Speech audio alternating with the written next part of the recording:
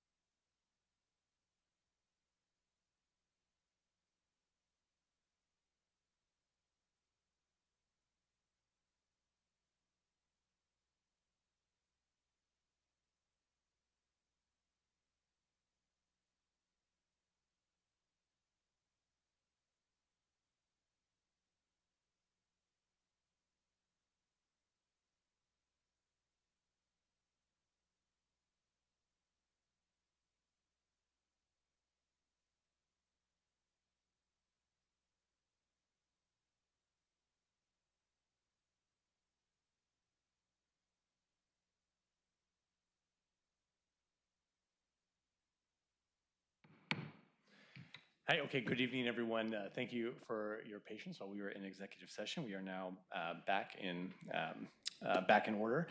We are going to start with the Pledge of Allegiance. So everyone please stand and join us in the pledge.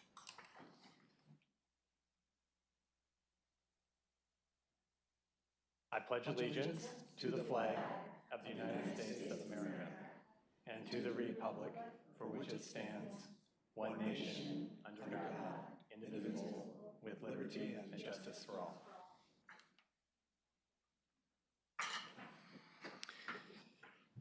So our first item of business this evening is to award the winners of the If I Were Mayor contest. Now, this is an annual contest sponsored by the Oregon Mayors Association, where students grades 4 through 12 from all over Oregon share their creative and inspirational ideas of what their city would look like if they were mayor.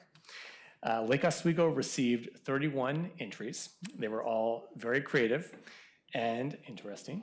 I had the privilege with Ms. Hirschberger of judging the entries, and it was very difficult because they really all were fabulous. But unfortunately, not every entry could be selected as a winner, but each was really informative. It was thoughtful, really well done, and spoke to a lot of hope for the future with these young leaders as our next generation of leaders. So after considering all the entries, we had a first, second, and third place winner in the following categories. For grades 4 and 5, there was a poster contest to illustrate their points through art. And for grades 6 through 8, they submitted essays. And so at this time, I would like to call up this year's winners and their parents or guardians. We have Sydney Schindler, Mario Welliver, Paige Huntley, Kate Scipio da Campo, and Anthony Coate. Please come on forward and join me and Councilor Windland.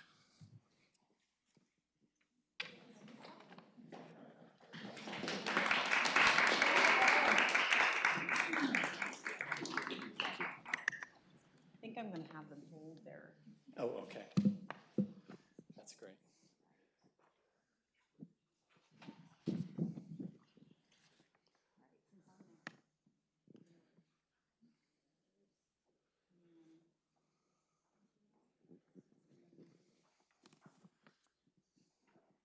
Yes.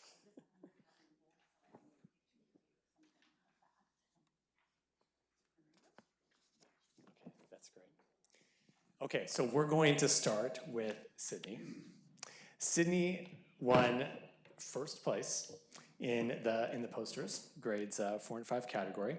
And to note, as the first place winner, Sydney was also entered in the kind of overall statewide contest for a chance to win up to $500. So you are our first place winner here in Lake Oswego, and now you're competing with other entrants your age at the state level, which is great. So to tell you what I really appreciated about your poster is that it touched many of the topics that we are currently working on as a city council. Oh, good, we have it up here on the slide. Which includes pedestrian safety and infrastructure that's accessible to everyone, LGBTQ rights, and an inclusive community. I really like that you clearly articulated the issues of concern and why they are important, and they are all issues that we focus on as a city.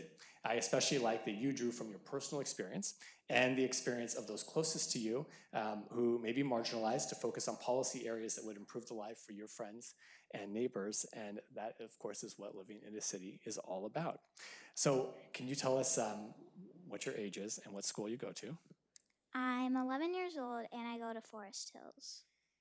And if you were campaigning for mayor right now, okay, it's primary season, right? We see lots of ads coming to our mailboxes. If you're campaigning for mayor, what is the top issue that you would campaign on? Probably that we definitely need a lot more equality in our city, and yeah, that's pretty much it. That's great. Well, really good job. Let's give Sydney a big round of applause. Great job. I'm going to give this to you. Oh, yes. Hold that hand out. I'm going to shake your hand. And I went to Forest Hills too, so pretty soon you may be up here in City Council. Yeah. Congratulations. Okay, this is Paige. Hi, Paige. Congrats. So Paige took second place in the poster contest. I have to say, personally, I loved your artistic ability. I loved the display of all these different students and the display of all of our different elementary schools. And the message that is displayed on Paige's poster is that as mayor, she would visit as many Lake House schools and teach kids about the history of the city. And what I really liked about this is that it is so important to me personally and the members of the city council that we interact with youth and hear their perspective and share with them about the history of the city. So you hit the message spot on, and your piece was wonderful. So tell us, what is your age and what school do you go to? I used to go to River Grove, but I do homeschool right now, and I'm 10. That's great. Okay, very good. Let me switch my page here. Hold on. Okay, so if you were showing this this poster to kids and explain about it, why would you tell them it's important for the mayor to talk about the history of Lake Oswego? Because, sorry, I just have to think for a No, second. that's fine. Can you say it again? Well, what you specifically mentioned talking about the history of Lake Oswego. What do you think? Why do you think it's important for the mayor to talk about the history, or just anything in the city? Why do you think it's important for the mayor to interact with students in the city? So they can learn more than what they're learning at school, so they can know more about the city. Everyone, please give Paige a big round of applause.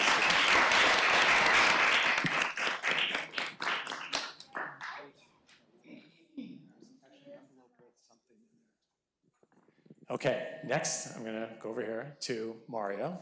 Hi, Mario. So Mario took first place in the essay contest, and as first place winner, like Sydney, his essay will be entered in the statewide competition to compete with other students for that grand prize at the OMA contest. So your essay stood out to us for a number of reasons. In addition to stating the desire to give citizens of LO a better well-being, Mario identified a problem, which in this case was car dependency, which is contributing to unbearable rush hours, climate change, and poor well-being of life. He identified a solution, which was new infrastructure made for ways of transportation besides cars, specifically pathways, which would be researched so they would not be poorly designed, great point, and discussed public opinion and engagement using surveys and votes to determine where the paths would go and where they are most needed. And then he also, most importantly, discussed the funding of how we would pay for those pathways. So you really did an excellent job covering all your bases. So, well, first tell us how old you are and what school you go to. I'm 13 and I go to LOJ. Okay, wonderful. So my colleagues and I right now are actually focusing on bike and on how to fund bike and pedestrian infrastructure. So I wanted to ask you, why do you think investing in safety for bikes and people getting around town is important to you and your fellow classmates? Well, again, I think it's just good for like the well-being of everybody here, and also so people don't have to be on cars all the time. They can bike, or they can like walk to work or like school if they wanted to. I walk to school, and like a little bit of it is like a thin sidewalk and it's on a busy street. So I think kind of just like that, where it's not, and it's like a enjoyable experience to walk all over town, would be really awesome. We could not agree more. Thank you so much. Let's everyone give Mario a big round of applause. Great job. Kate. Okay, so Kate took second place in the essay contest. In Kate's essay, she focused on the need for athletic fields, which is something that we've been focusing on this year in particular. But more so than the fields themselves, Kate articulated how the fields work to bring the community together, to promote physical and mental health, inclusion, and the celebration of diverse perspectives and ideas. So I really appreciated the holistic approach you took to explaining the city's need for athletic fields beyond just playing sports. So can you tell us how old you are and what school you go to? I'm 12 years old and I go to Lake Oswego Junior High. Wonderful. Can you tell us, I have two questions for you. One is, what sport is your favorite to play? I play soccer and that's the only sport I play. And it's my favorite. Very good, okay. And is there one underappreciated sport that we could use more of in Lake Oswego? Honestly, there's so many. I mean, I could name one. One of my friends plays hockey and she has to drive out all the way to like Portland and stuff to play on the ice rink. Oh, okay. So I feel like that's kind of underrated, and I feel like more girls especially should play that. So if we had an ice rink, I think more local, there would be more of a like draw to that. Everyone, please give Kate a round of applause. Congratulations. Anthony. Sorry, I don't want to stand in front of you all. So Anthony took third place in the essay contest. Congratulations. Anthony focused on local government, improving sustainability and building an infrastructure that supports a greener future while working in cooperation with private citizens and small businesses. In fact, later in this meeting, we are joining with our Sustainability Advisory Board to discuss climate-friendly initiatives. So the theme of your essay is really top of mind for all of us right now. You touched on important topics, including eco-friendly transportation, regenerative energy, and energy-efficient facilities. So Anthony, can you tell us how old you are and what school you go to? I'm 11 and I go to Lake Ridge Middle School. Good. And so we often work to inspire people to make more sustainable decisions, okay? Who taught and inspired, or who inspired you and taught you the tools needed to create a more sustainable community? I don't think it's one specific person. I just think that kind of overall the community that we live in like inspires me because I feel like I'm always talking about in school, and I've recently gone over the topic in science class about climate change, and I think that's a big problem now. So that's kind of what inspired me to write about that. Very good. Well, you did an excellent job. Let's give Anthony a big round of applause. So winners in each of the categories won a gift card to a local business of their choice. Our first place winners, as I mentioned, are going on to the statewide Oregon Mayors Association contest, so we wish Mario and Cindy, we wish you the best of luck. And to all of you who took time, like we had over 30 entries that took time to present and share their ideas, we appreciate the time that you spent doing that, and we really enjoyed learning everyone's unique perspective. I was so inspired by all the ideas. I'm going to hang the posters, and I still need to get the posters, in my office, because they're just a great reminder of the work that we need to do on a daily basis. And I'm continually impressed by all of you and your peers, and your voices really do make a big difference in our community. And so as you get just a little bit older into high school, I invite you all to participate and serve as advisors as student advisors on our boards and commissions, or on the Youth Action Council, or on the Youth Leadership Council. There's lots of ways, and you are already so involved and civically minded. I hope you all continue it into the future. So again, let's give them a final round of applause. Congratulations to you.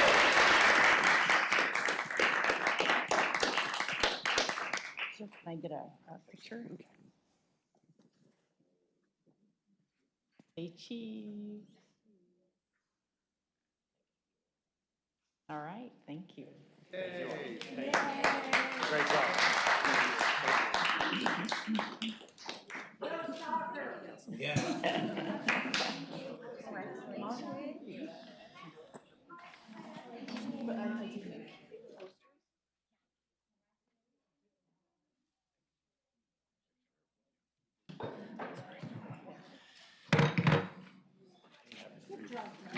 Thank you. Great job. They were very good, yeah.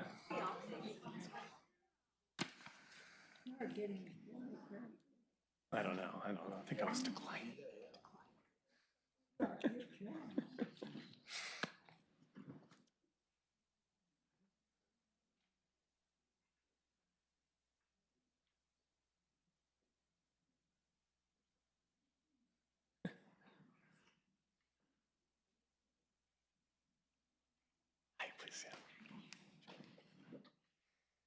So next, we have an update on the Willamette Falls and Landings Heritage Area Coalition. Joining us are Ms. Britta Mansfield, the Executive Director of Willamette Falls Landing and Heritage Area Coalition. Is that an acronym? WFLHEA? The WFLHEA. And her colleague, Mr. John Gustafson. Thank you both for being here. We're glad to have you here. Hi, thank you, Mayor Buck and councilors. It's a pleasure to be here. I'm John Gustafson. I am president of the Willamette Falls and Landings Heritage Area. I would like to start by saying that was a really tough act to follow. Those are some impressive youth that we have in our community, but it is my pleasure. I'd like to start by thanking the council and the city for your past support of our work. I'm going to let Britta, our executive director, give the update today, but I just kind of wanted to show up, say hi, share why I'm so excited about this, this heritage area. So Lake Oswego is the largest city in the heritage area. It is the closest to Portland and the major transportation opportunities that that provides. We have the most hotel rooms in the heritage area. So basically, Lake Oswego is set to be the gateway city to this entire heritage area, which I think is a great opportunity for us. I joined the board when I was on the council and a representative. Now Councilor Mans is doing a great job representing the city's infrastructure board. And I think I'll let Britta do it. I also wanted to mention, yes, that would be great. Yeah, but also in addition to those sort of three key elements I noted before about Lake Oswego's position in the heritage area is our already developed riverfront infrastructure.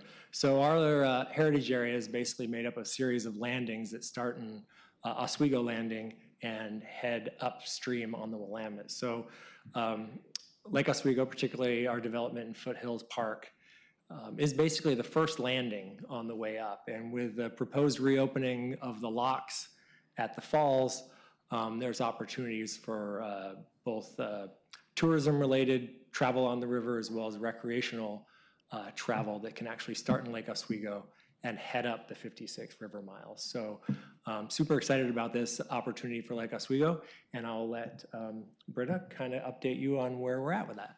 Great. Well, thank you, John. Thanks for the introduction. Thank you, Mayor and Council, for having us all here tonight. I'm just going to go over kind of some brief updates, a refresher on who we are as an organization, talk about our current work, and then sincerely thank you for all of your support that you give our organization. So hopefully many of you are already somewhat familiar with our organization, but just as a refresher, we are a nonprofit organization dedicated to promoting and enhancing, as John mentioned, a 56 river mile region that runs through the Willamette Valley. And one of our primary goals is to establish a national heritage area. National heritage areas are designated by Congress as places where natural, cultural, and historic resources combine to form a cohesive and nationally important landscape. So through their resources, these heritage areas tell nationally important stories that celebrate our nation's diverse heritage. They leverage federal funds to create jobs and generate revenue for local governments and sustain local communities through revitalization and heritage tourism. So looking specifically at our organization, our mission states that we're leading efforts to enhance, assist, and promote the heritage area, and that our vision is to be a source of pride and prosperity where visitors and residents alike experience places, stories, and an abundance of culture and history. So what this means for our day-to-day workings is that we're dedicated to encouraging people, whether they're locals or tourists, to engage with their community and learn about its history. We realize that we're not the keepers of history, but we're simply an organization dedicated to pointing people to the resources they need to learn more about their communities. And currently, much of our focus is actually on uncovering and telling previously untold stories so that we can give the most complete picture of the area's history. So just like our region, the histories that we tell are quite diverse. So our proposed national heritage area, you can see here on the map, starts really in Lake Oswego, but actually stretches out to Eagle Creek and then follows the river all the way to the Willamette Mission State Park, which is just outside of Kaiser. And as we continue to seek this heritage area designation, we want to assure everybody that we're working to make sure the benefits of this heritage area are felt even before we've technically achieved designation. So some of those benefits I mentioned earlier, but they also include things like sustainable economic development, supporting healthy environments, and providing educational opportunities to residents, tourists, and future generations. We also have state heritage area designation, which provides us some focus and guidance along the way as we pursue this larger designation. So one of the primary reasons for the work that we do is the fact that the area surrounding the Willamette River has locally and nationally significant history, and we want to ensure that it's preserved and shared. So this next slide here shows some of the broad historic themes that we focus on. And as Lake Oswego residents, I hope that you're all aware of the history that just your city brings to the table. It's exciting to see that Lake Oswego has already poured into so much preservation work through the development of things like the Iron Heritage Trail and other historic sites like the Ironworkers Cottage and Lake Oswego Heritage House. And then in addition to these themes, as I mentioned, we've been working to uncover and share stories that have often been neglected in order to present a more complete picture of the past. And I'll go into a little bit more detail about that in just a moment.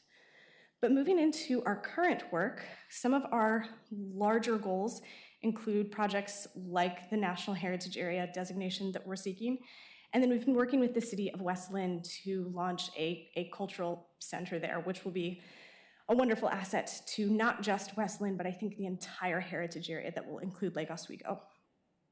And then we continue to participate in ongoing events throughout the region. I think last summer we were at a handful of your farmers markets, and we plan to do that again and really like to get out and engage with the residents that are in each of our communities. And then looking at some of our newer projects, they're even more focused on connecting with our community. Specifically, over the past couple of years, our board has worked to evaluate our organization with regard to race, diversity, equity, and inclusion. We've participated in workshops and action planning to ensure that we're best meeting the needs of our community. And we're currently in the midst of implementing this action plan and taking a serious look at how our messaging carefully reflects our commitment to telling the whole story of the region and how our internal policies influence that work and can help us to think more broadly. This RDEI work has helped us highlight that our job as a heritage-focused organization can't be properly executed without looking at multiple perspectives of any situation. And then we also are planning to host a whole handful of events starting really this weekend. We'll kind of kick off our event season. But one of the big ones that we're excited about coming up in the next few months is focusing on businesses that have been operational for 50 years or more. So in the late spring and early summer, we're going to implement a marketing push to highlight businesses throughout our whole heritage area that have been operational for at least 50 years. And then we'll have an in-person event to really recognize them. And we hope that this will generate some economic activity throughout the region and get people to engage with their community. And additionally, we've acquired a business of our own.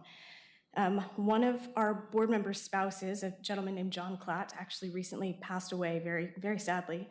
But he operated for years a business known as Old Oregon Photos. And since his passing, his extensive photo collection and business has been donated to the coalition. And we've been working with a dedicated team of volunteers to continue this operation and launch it really as part of our organization. So we're formally launching this Saturday. Actually, we'll have an open house at the photo studio where you can come and view photos and take some home if you should desire. And then one of our other fun recent achievements has been the soft launch of a virtual self-guided tour that highlights heritage sites throughout the region. So you can see on this slide a map, two maps actually. That lower map shows the entirety of the heritage region, or just about the entirety of it. There's nearly 30 sites that are currently highlighted, and then you can zoom in once you're on our website and looking at this and look at places kind of by region or where you're interested in looking. We're very excited about this because it really gives the heritage area a home and a way to be marketed and a way for people to explore it without even having to leave their own home, which is quite fun. We also want this to be a living document, a living asset for us, and we plan to expand it and add to it as years go by. We're encouraging each heritage site featured on this map to share this with their prospective visitors, and we'd love if cities could push that out as well, because we truly want this to be an asset, and we want to make edits and additions as needed to make this as useful as possible. So that's kind of a brief overview of some of the larger things we've been working on, but I'd really like to highlight that none of the work that I've talked about tonight could take place without our partners. I'd sincerely like to thank the City of Lake Oswego for all of the things that you contribute. Your Councilor Mans, as John mentioned, and even himself as a representative of Lake Oswego have been essential to our organization and offer us priceless guidance that is just wonderful to have.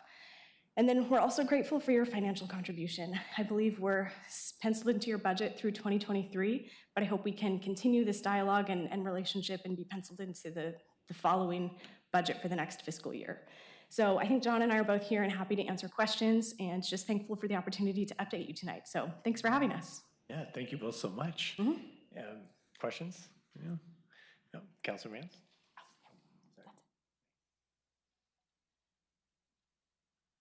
Britta, thank you so much. It's just a joy to have you join the coalition. It has been fantastic. John, of course, you have now been president for 250 years, and we sincerely appreciate that.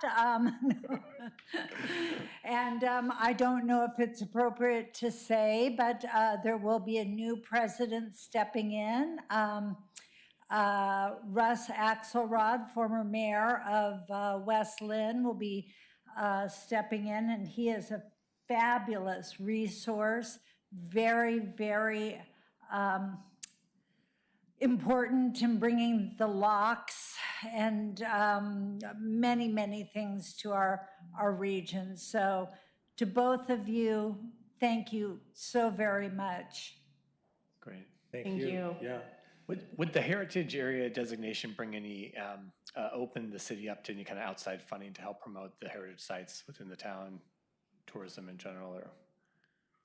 Yeah, John, back me up here, but I believe that is the goal. It does open great funding opportunities, whether that's through grants or from the National Heritage Area Program. But we do want it to truly be beneficial, and one of those benefits is a financial benefit.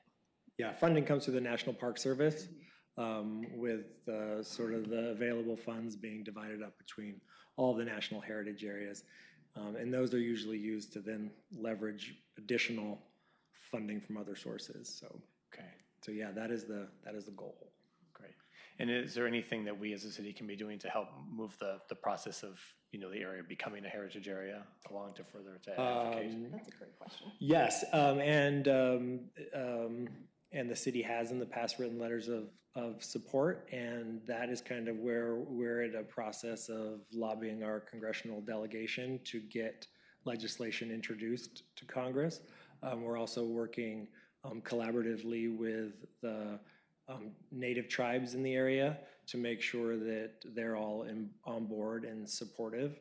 And at the moment, that's kind of where our focus is right now, is making sure that all of their interests are addressed and concerned. And sort of once we have that support lined up, I think we do have the support of our congressional delegation, and certainly I think countless cities within the heritage area, not just our funding partners, but the smaller ones, I think have all been very supportive. So, Okay, that's great. Yeah. Councilor Wendell. Can you give us just an update on the Willamette Falls, kind of what they're doing with that area? I mean, I know that's a little bit it's kind of in your bailiwick, but you had some influence, so you must know the inside story. yeah, a lot of moving pieces happening around the falls. Yeah, so the Legacy Project, which is the project working on the Riverwalk on the Oregon City side, has had a challenging go as of late, with the Confederated Tribe of the Grand Ronde purchasing the Blue Heron site. Some of the plans have changed with a new property owner, and then again, some of those tribal issues are working themselves out around the Blue Heron site and the public walkway. So that's sort of one process that's going on. Generally considered the Legacy Project and the Legacy Trust, which is their fundraising group. That's sort of happening on the Oregon City side of the falls. On the Westland side of the falls, we have the groups working to reopen the locks.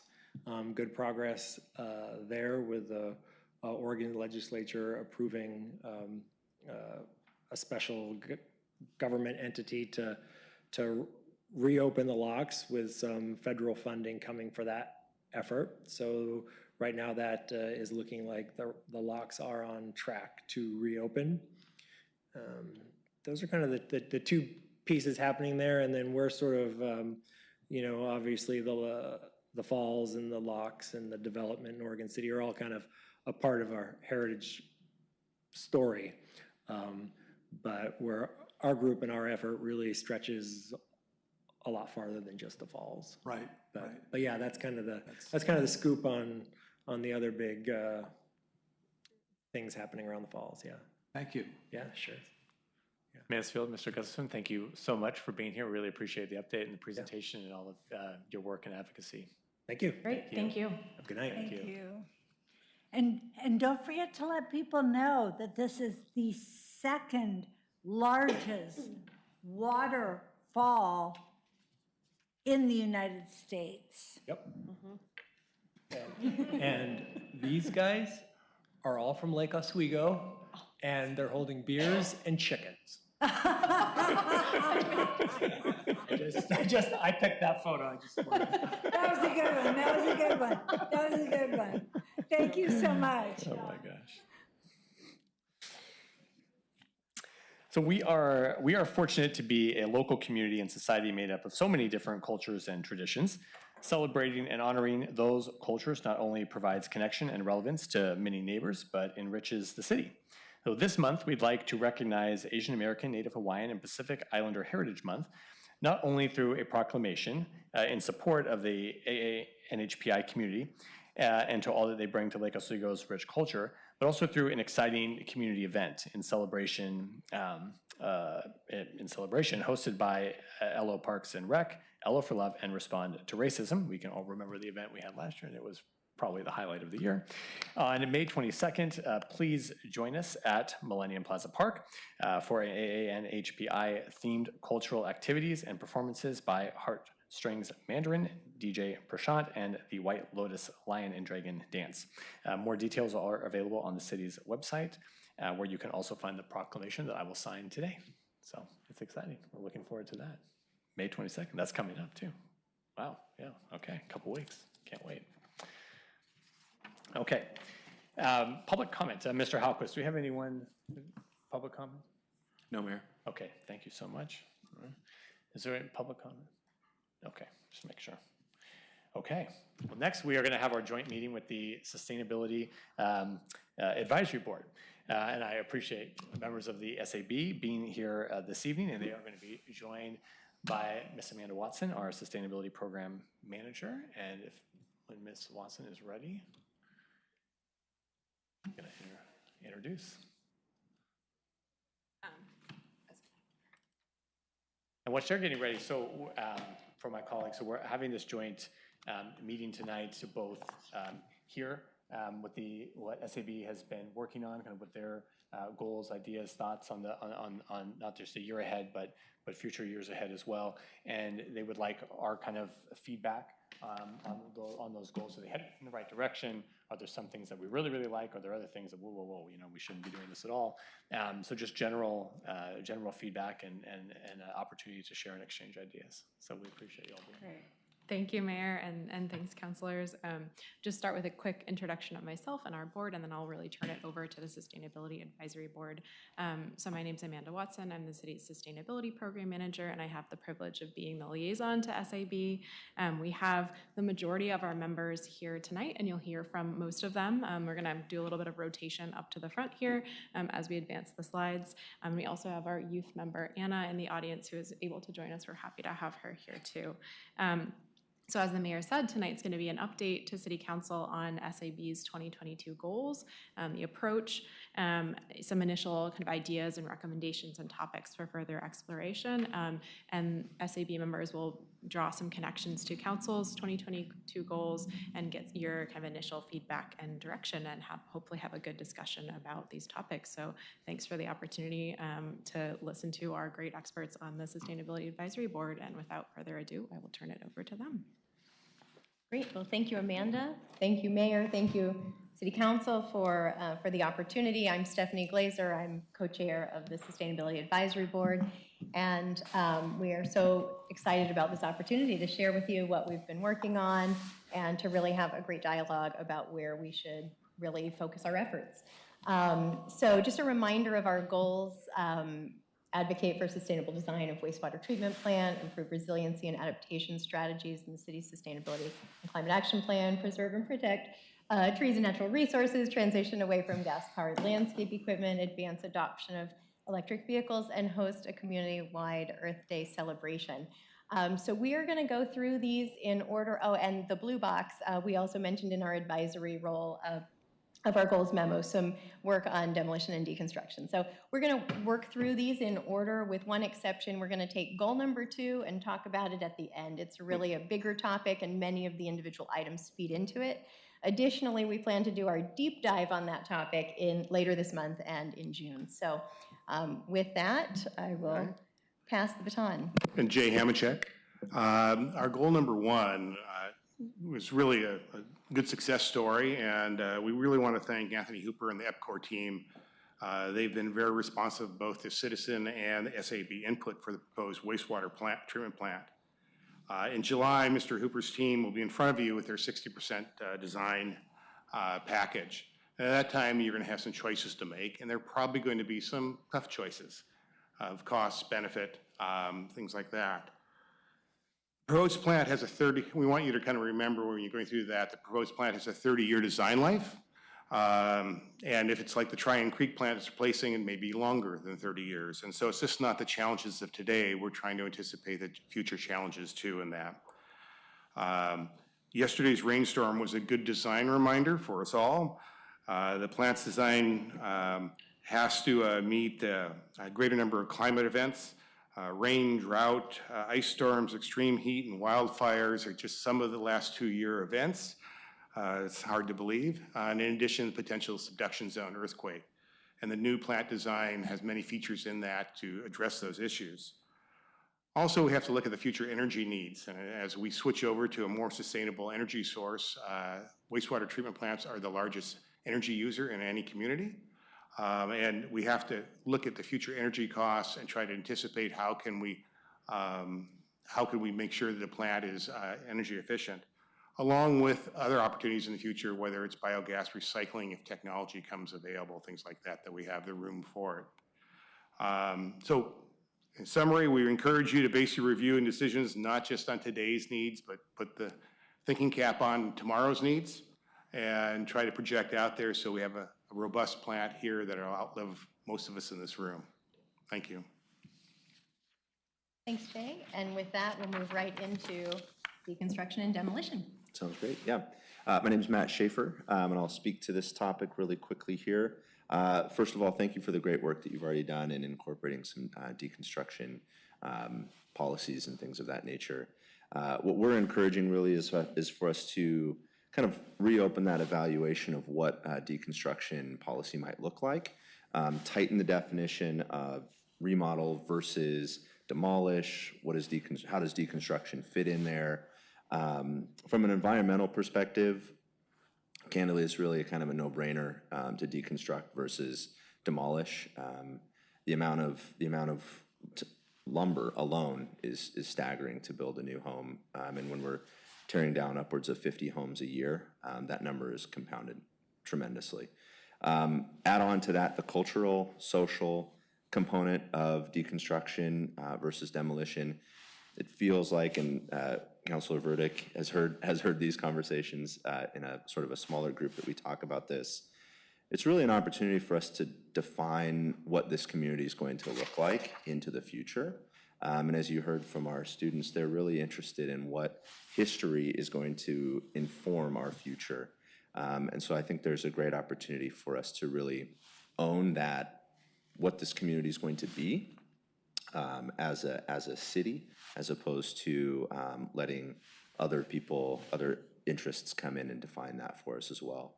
When we look at DEI, and I know that's a large focus for our board, as well as the council, we need to look at not only how do we provide sustainable housing for people of lower incomes, but also where are these pieces going when we do a demolition? How are they impacting people further downstream? And if we deconstruct, how can we better help lower income folks get access to, frankly, windows, lumber, siding, things of that nature? When you can save 90% of a home through deconstruction, you can help a lot of people further downstream. And I think those are some of the elements that we need to look at. So we would encourage the council to continue that work of tightening those definitions, really defining those pretty clearly, and also looking at the demolition tax and looking at a potential increase, tying it more to a percentage of final sales price of a home. Because if we look at a $15,000 penalty on a $3 million new build, it's kind of a drop in the bucket. A builder's going to just demolish the home and pay the tax and move on. We think a percentage might be a more appropriate way to look at it. And with that, I think I'm giving it over to Mark. Terrific, thanks. Thank you.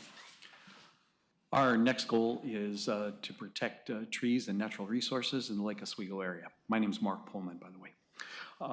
We met with the Lake Oswego Watershed Council and had a wonderful presentation on the benefits of trees to our community. Those items include soil health, air quality, water quality, terrestrial biodiversity, human health and safety, and landscape design. With that, and with some input from the community, we came up with an action plan that we'd like to work on in the next few months. The first, what we would like to do, one of the things that came up was solar energy, which we all want to encourage, and the role of removing trees to make way for solar energy. And so we would like to think of it more as trees and solar rather than trees versus solar. So our proposal is that we will develop a white paper for the council with the information on how trees benefit us and how we can work around the shading that obviously occurs. And so we have discussions, for example, pruning trees, or and the encouragement of community solar projects. There are a number of solar projects that we could invest in for the community in areas that are not shaded, and would allow people to purchase solar energy without losing the tree canopy. So that would help us by protecting trees and still increasing our solar capacity, which we need. It would also increase the community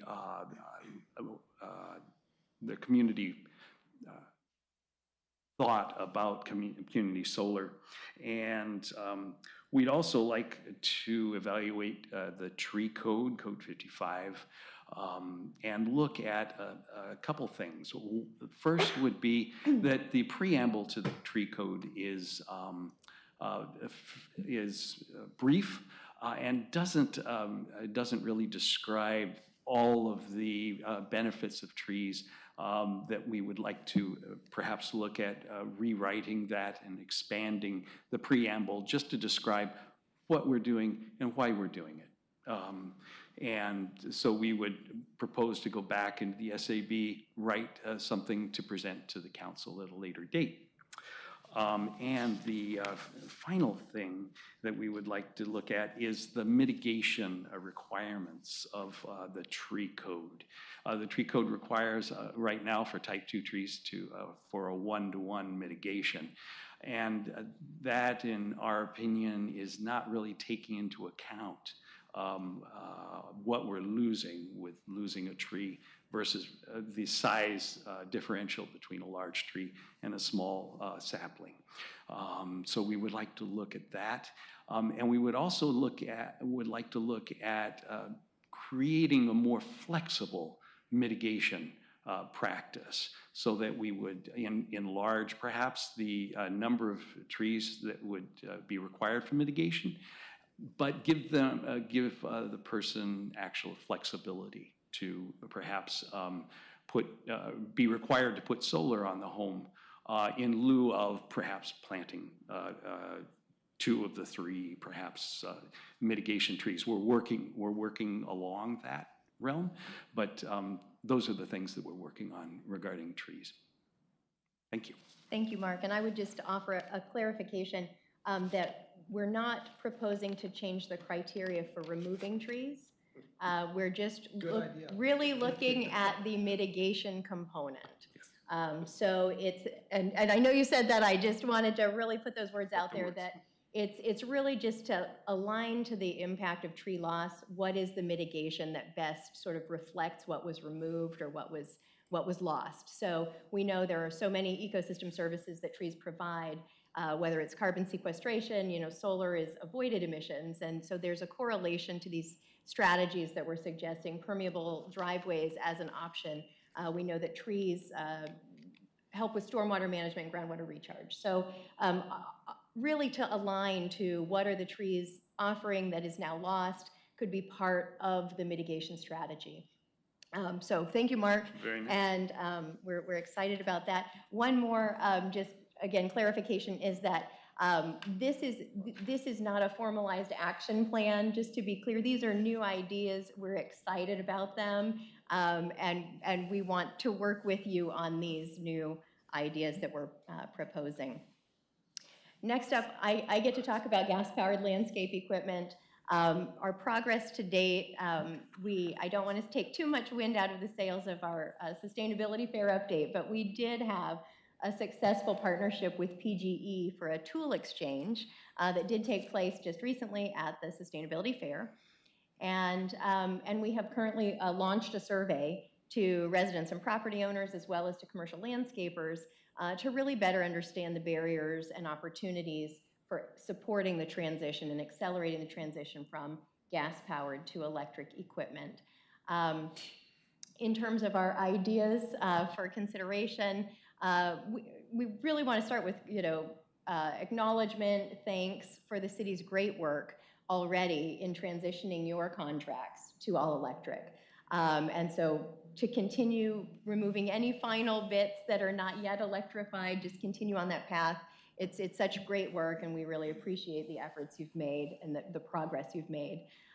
For our new ideas component, we'd like to suggest accessing, whether it's the tree fund, demo tax, or other mitigation fees as a source potentially to provide grants to smaller, mid-sized commercial landscapers that operate within Lake Oswego.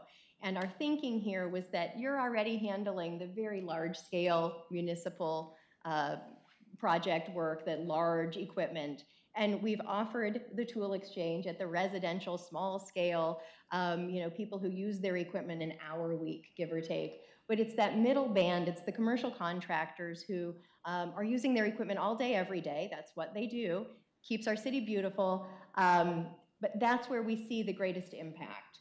If we can help transition that band of users of gas-powered equipment, and we feel that the grants really provide an equity piece as well, because it's these small commercial small businesses that will be carrying the burden of making this transition. So while we would all benefit from the improved air quality, the improved reduction in noise, and all of these other great outcomes, it would be incumbent then upon, and if we don't do anything and just had sort of a ban or a market shift in demand or state legislation, whatever source is pushing that movement, we feel it would be a great opportunity to really aid in that transition. Another new idea that we want to share is considering a Leave the Leaves campaign at city parks. So we could continue to blow and maintain the hardscapes and the lawn areas, but what we're suggesting is to just start with leave the leaves in the planting beds. So it's a natural process that the leaves fall, they nourish the soil, they mulch the planting beds, they provide microhabitats for organisms that improve the health of the soil. And by not blowing them out, we don't stir up dust and pollen. We also avoid blowing away the topsoil. So we're improving the soil health. We're setting a great example of an aesthetic that just allows nature to be nature. And I think it would be achievable to just incorporate into the practice of how we maintain city parks. So another idea for your consideration that will, I think, help minimize, again, not only improve the soil health, but then minimize the use of the leaf blowing. Another idea of Leave the Leaves could incorporate just seasonal leaf blowing so that we're not blowing dust and pollen all year long, but that we're actually really focusing in on leaves and maintaining them in that way. So some exciting ideas there, and I've lost track. I am going to hand the mic to Buzz for EVs. Hi there, my name is Buzz Chandler, and I'm here to talk to you about EV structure. I might be along with Matt, the committee gearhead, focusing on that. So what we've been looking at is several things for EVs in the city. I can tell you that a year ago, EV and some of the infrastructure was still what we might call a little bit embryonic, and the selection and whatever. But the ownership of EVs in the city of Lake Oswego is literally a hockey stick type graph. It's going straight up. More and more people are wanting it. They're converting into it. And now it's one way to look at it is that the battle for converting the gas engine or internal combustion engine into an EV, the battle is over. Major manufacturers have totally committed to all of this. General Motors alone is promising, they're bringing out 2 models now, but they're going to have 20 models within the next 18 to 24 months on the streets, in the showrooms. And that's just one manufacturer committing to that. That's where the point is. So the battle for the EV is conversion is over. It's done. Where the battle is now is the infrastructure. How do people use it, not only in their homes, putting in a charger in their house, but also when you're looking at, say, a multi-family unit, where do they charge up? Does the landlord see a potential revenue source there or just another extra for their facility? There's things there that need to be developed. And with many multi-unit family properties, the ownership is very sort of oblique because of LLC ownership and that sort of thing. So there needs to be more research how it can be accomplished. One of the ways that we've been working on it is maybe to re-energize an idea of some public charger pilot program. A couple places in town maybe having a charger up on a utility pole where the electricity is already there, the utility already owns it, and there could be a very simple charger. Melrose, Massachusetts did a program like this, and it worked out very well where you had an app on your phone, you could drive up to it, you press, there's a QR code, you press a button, and the cord comes down, and you could start charging your car. And they've had a very successful program at it, and for anybody who's interested, we can forward on a link to you of a short 1-minute video that a news station there did that explains it very easily, and you see what it is. So that's one area that we see that the city could, continue developing for its EVs. Another area is, I'm losing my place here, to look at the current EVs that are already in place. Some of them publicly owned, some of them privately owned, but they're all publicly available. But it's just the maintenance of them. Is that there are some that have been down and offline for quite a long time. And what this does is send a message to people who may be considering EV use that they're real hesitant to get into that because there's still a public perception of what's called range anxiety. Will I be somewhere and run out of juice and I got a dead car?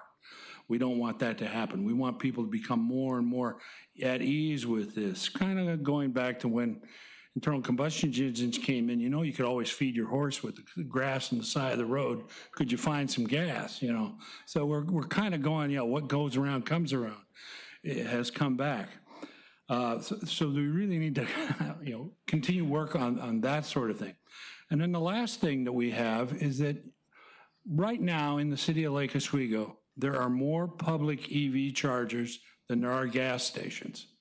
So I want to challenge anybody on the committee or on the council, if you can name 3 public available EV chargers and 3 gas stations. I did a survey in our own neighborhood, very unscientific. Everybody nailed the gas stations. And the best that I got was somebody said, 2 neighbors said, I think there's one near Salt and Straw, but I don't know if it works very well because they hadn't seen that many cars and that sort of thing. Well, anyways, we got curious, literally surveyed the entire city, and none of the public chargers that were available, whether they were in a private property parking lot or even here on city property or a city-maintained lot, there was nothing to alert a driver, there's a charger right over here.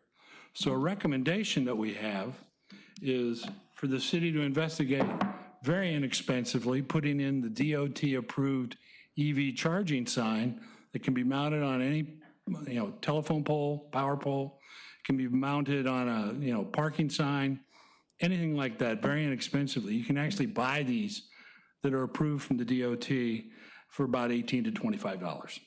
So it's an easy project to look at. And then the accessory, there's always an accessory. You got to, sell up. You can put an arrow with it. But we just feel that, to look at that, it's going to give what you might call mental muscle memory of people start seeing that simple symbol that's ubiquitous across the country, that they'll know that there's something here. And it doesn't have to be like, say, right here for the city hall area. You could have one sign going each way out here on the main street, and then that's it. Just with an arrow pointing towards City Hall. That's all you would need. So Thank you, Buzz. I And know. then I also wanted to mention, I know, great ideas, signage, then people know where things are. But also that EV charging strategy could really be folded into part of a citywide renewable energy infrastructure. So where we've mentioned with trees and solar, that community solar offers an option where if your roof isn't strong enough, or you're a renter, you don't own your roof, that this still gives an option, community solar still gives an option for you to participate in solar. EV charging can be combined with a community solar installation. So if you have, for instance, a covered parking, the solar panels create covered parking, you can link to that the EV charging that's being powered exactly by those solar panels. Link additionally to that a backup battery for improved resilience. Link additionally to that a charging port for the no longer gas-powered landscape equipment, so that contractors have access while they're out and about. They can plug into these community accessible charge points. So we see there's great opportunity to integrate our approaches across all of these different goals, really feeding into an overall strategy where we amplify the benefits. So EV as part of the renewable energy infrastructure. And with that, I want to make sure we have time, so thank you so much, Buzz. And we'll go ahead and transition to Cara. Hello, I'm Cara Orvietto, and one of the goals that we had was to raise awareness around sustainability issues and in the community from a positive point of view. And as we heard from the youth at the very beginning, this is something they're already thinking about and ways that it all fits together. So we wanted to host a celebration around Earth Day and make it an annual event. And we called it the Sustainability Resource Fair, because it was more than just education, it was resources. We wanted people to feel empowered and walk away with actions and ideas that they can take and incorporate in their own life. It was a great partnership with the City of Lake Oswego Sustainability Office, as well as the SAB, and Oswego Lake Watershed Council was there, and the Lake Oswego Sustainability Network, and the school district. So those were our partners, and we worked together. There was I think 24 total booths it was at the junior high school, Lake Ridge Junior High, 2 weeks ago on a beautiful sunny Sunday afternoon. Some of you were there, so thank you for coming.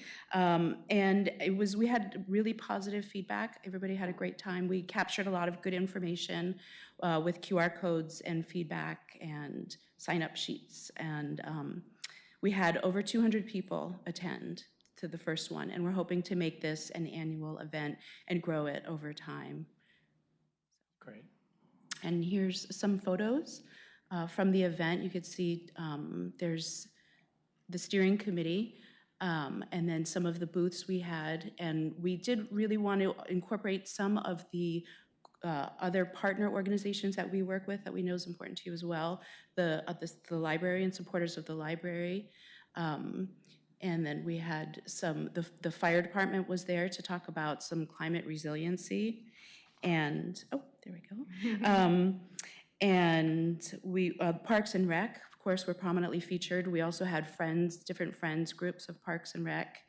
And as you can see, the bottom, the gentleman standing in the container, as Stephanie mentioned, PGE had the first Lake Oswego gas-powered lawn equipment exchange. So they were really pleased. They collected over 2,300 pounds of recyclable material, and it was disposed of and recycled properly. And people bought battery-powered lawn equipment at that time. And we've been wanting to do that with PG for quite some time, so the fact that we were able to do it at this event was really fortuitous. Much. All right. So with that, we arrive at goal 2.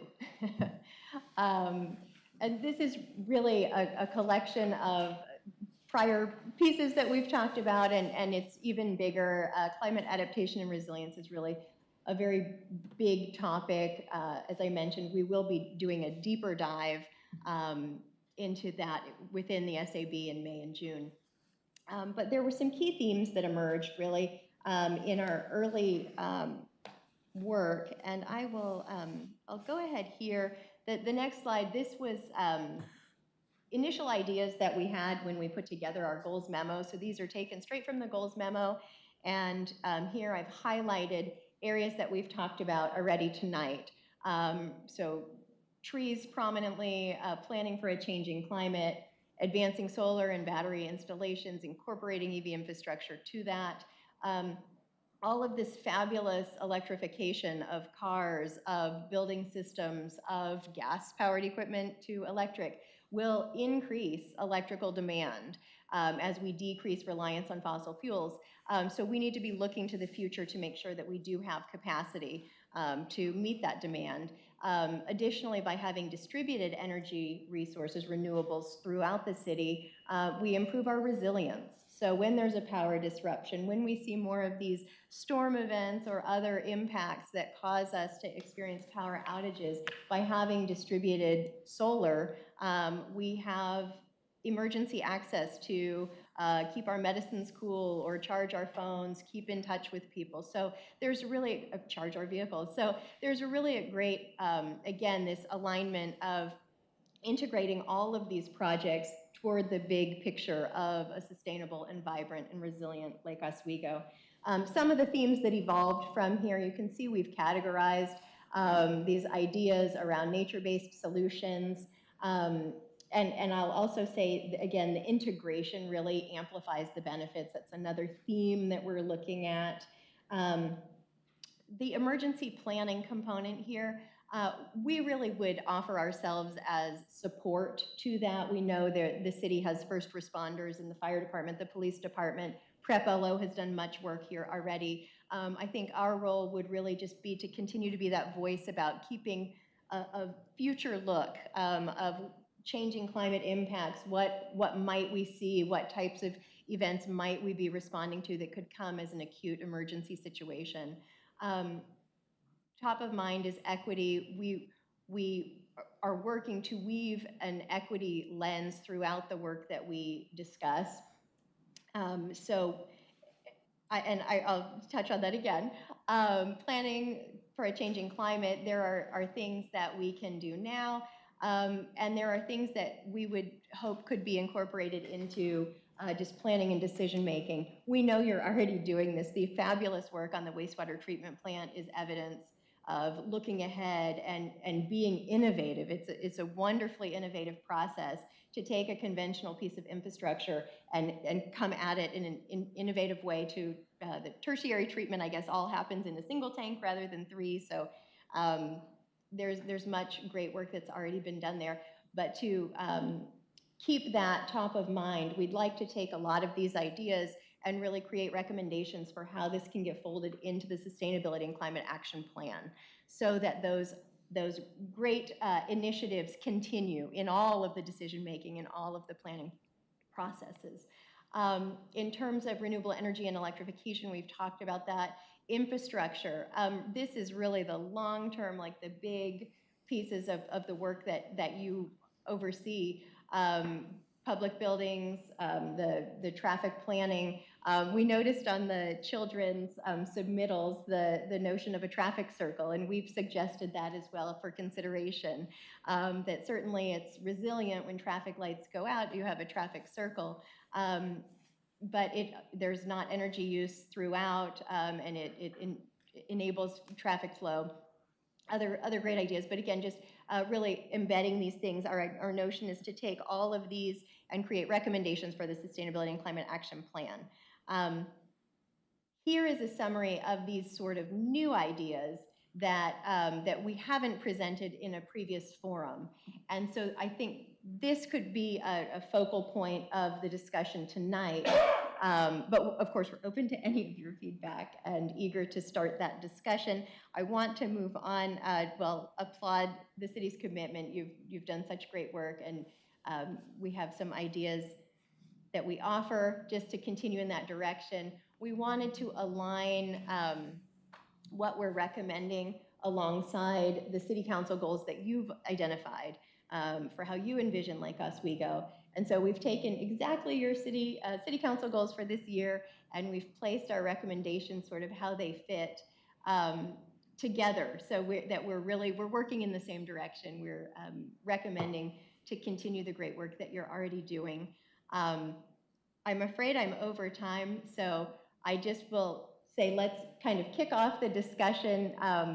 We've talked about these, but I like seeing them sort of side by side just to show that we're in your court, and we are here to support you, and we're here to hear from you on how to best move forward. Thank you. Stephanie, thank you very much, and SAB members, thank you all for the expertise you bring to the table and all of the thought and hard work you put into your charge as members of the advisory board. We really appreciate it. I know you all put a lot into the work you do and take your responsibility really seriously, and it shows through all this good information. Well, Councilor, if you have questions, I guess, so I see some, to start, I see some overlap. I just want to, from like a kind of planning perspective here, between some of the items that we may be working on elsewhere in the city and just how we could work, how you as SAB can maybe work with some of the other groups, and well, some I have questions on. So for instance, emergency management, we have a goal towards emergency management. We haven't really started talking about it yet. So how is there a way that SAB's emergency management goals, which I thought were really good, could tie into the work that I don't know what department was gonna kind of work on that. I can take a quick crack at that, and I'll let Martha as well. But yeah, so started some initial coordination at the staff level. So I'll be coordinating with Megan and with Chief Johnson and other folks that are working on kind of emergency management. And so I'm hoping that we can, through that collaboration, bring in the expertise of SAB where it relates to climate resilience, climate impacts, like Stephanie said, understanding how climate impacts could show up in what we might anticipate from an emergency management perspective, and then the kind of responses to those as well. So yeah. Yeah, no, I would only add that the nice thing about I do think we see some overlap in terms of sort of the thinking about what kinds of events we're likely to face, which I think is where SAB could be really helpful in helping us think those things through. I think a lot of traditional emergency management planning is around earthquakes or civil disturbance, and I do think that we've learned in the last probably the last 5 or 6 years, we need to shift our thinking to be thinking about what happens if you get 3/4 of an inch of rain in less than 2 hours in Lake Oswego. What happens if you have a major ice storm, and how are we planning not just for wildfire smoke, which is part of what's in the climate action plan now, but for the possibility of actual fire in our community. And so I think that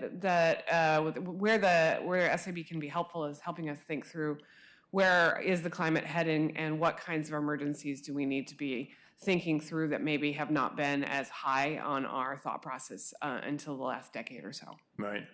Well, I liked a lot of the action items you had around, identification with, the resources people may have in their own homes as neighborhood associations work to, designate people with equipment and whatnot. And thought about, EcoHome, that program, like tying some of that into EcoHome so that, just making that part of that sustainability program. And, people, there's so many, folks are so busy, right, with everything. That's kind of where EcoHome comes from. It's like, folks are so busy. How can the city have one, kind of easy entry into folks' homes not in a creepy way, but where then we can kind of introduce like these really good programs that are happening that all touch sustainability, whether it's solar, whether it's other climate resilience and things that just relate tangentially like emergency preparedness, as well. It's just without having to go to yet another place, to do that. And then, of course, we have, as a council goal, we're working through a natural kind of a management plan for our natural spaces, city-owned natural spaces, but then also following that with a look at how we can use the tree canopy. I'm not thinking of the right term for it, but the tree canopy, the state of the urban forest, and how that can inform our decisions. So perhaps there's a way that the SAB, and that kind of goes to the solar as well. I don't know if the Planning Commission is doing anything with solar or not, but if we were doing anything with solar, that seems like have to be a planning. So maybe there's a way that SAB and the Planning Commission can kind of come together on these topics of whether it's the solar, and then certainly with issues related to trees. And I do like your creative thinking around, because we do see with mitigation trees, especially in newer homes, often there's such a gap between when the mitigation happens and when the homeowner moves in that the mitigation tree just dies, because no one's there, or the new homeowner doesn't know how to care for it's a busy time, you just moved, all this stuff, and then all of a sudden your trees, your yard is dead. I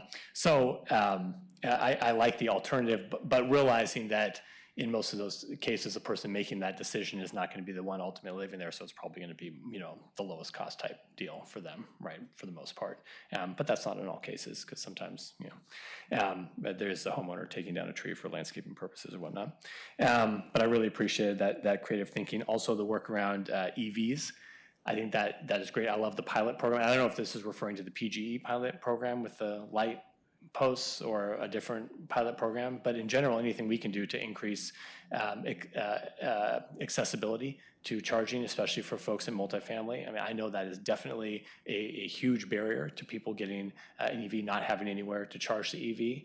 And then, of course, looking at our own, I think when we've probably had charging infrastructure for so long that it's just old, like first generation bad chargers. But then I don't know about these out here, brand new, so they work for me. I don't know. Well, one point of clarification on the EV pilot that we were recommending, the mounted and with the retractable item is somewhat mobile. Once it's mounted, but the electricity is already available, so you haven't had to make extra utilities to prep for that because it's mounted on an existing utility pole or potentially even a street light, which I think is more in the city's ownership model. So because the electricity is there, you mount this thing. When it becomes no longer, the technology is outdated or broken, you could remove it and mount one from your backlog. You have the overflow cabinet with an extra one while that one is being serviced. So that sort of goes to this notion of some of the issues that we didn't get into detail is, I think at the maintenance center, there's an issue of technology being outdated. The systems are 3G, but the technology now is 5G. So with technology changing fast, with the issue on A Street was a repair was needed, and that's been slow in coming. So again, just having the ability to swap it out for a new system could help keep the systems in functioning order while the repairs or replacements are being ordered or made or dealt with offline. And then we also were curious about, there's been some unscientific surveying, minor, I guess, commentary about the difficulty of the paying here at City Hall to access the EVs. I'm not familiar personally, but we wanted to ponder whether that's important. So the utility, the utility pole mounted EV pilot could see what's the use rate. It's just data gathering. What's the use rate? How much does it actually cost in electricity? If you charge for parking in a piece of infrastructure that already handles payment, then you don't need extra payment for the electricity, potentially. These are ideas. Just to minimize some of the barriers to use. So those were the thoughts on initiating that retractable cord pilot, some data gathering. That's great. I appreciate that response. Just two more points there. There was so much information. I'm sorry, then I'm going to be done. I know. I'm going to be done. I know. No, I'm just kidding. No. We have, back on EVs, for the city's fleet, we've talked about this over the years. Do we have our own policy about the? Oh, okay. I think it would be good to have a policy. And I mean, even there was an idea mentioned about even, the hybrid, these short trips we take. A lot of our departments are very good at examining the alternative, and as the technology is getting better and better, there's more and more alternatives. So, for example, the police department did examine electric cars for police vehicles. They decided the technology wasn't quite ready. That's why we have hybrids. But we know that we're going to move there eventually. Right, okay. It's really a transition. Right. No, that's great. The last point, the grants. I love the idea of looking at that tree fund. I know we have, and I don't know, I mean, again, we have this plan, I just know that we have trouble spending the money in that fund, and we have the penalty, because we have the tree fund, and then we have the kind of that penalty fund as well. And they get used for some things, but the idea of whether it's providing, whether it's solar or even grants for other, the installation of more EV charging on private property. I mean, for a time, like Tesla was doing that, which they wanted, and it was highly successful. You go to people and say, "Hey, we'll install for free charging." People say, "Yeah, sign me up." But then if you do it yourself and you're looking at $20,000 electrician bill, you're like, "Well, I don't think so."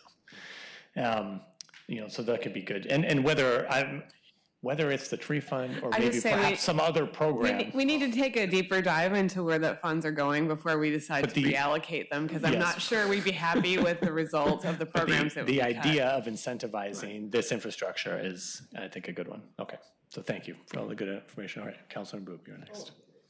Yeah, thank you. It's a pleasure hearing what you're doing. I have a problem with all this sustainability, and there's an equity problem because, like the gentleman said, you ask many Lake Oswego where they have gas station, they tell you, but where you have electric, it's not. I think it's evident that people are not ready for these electric cars. It's a problem, it's a matter of money, of having the possibility. In the council, there's maybe three people who have electric cars. If you have an electric car, you need two cars, one with faraway trips.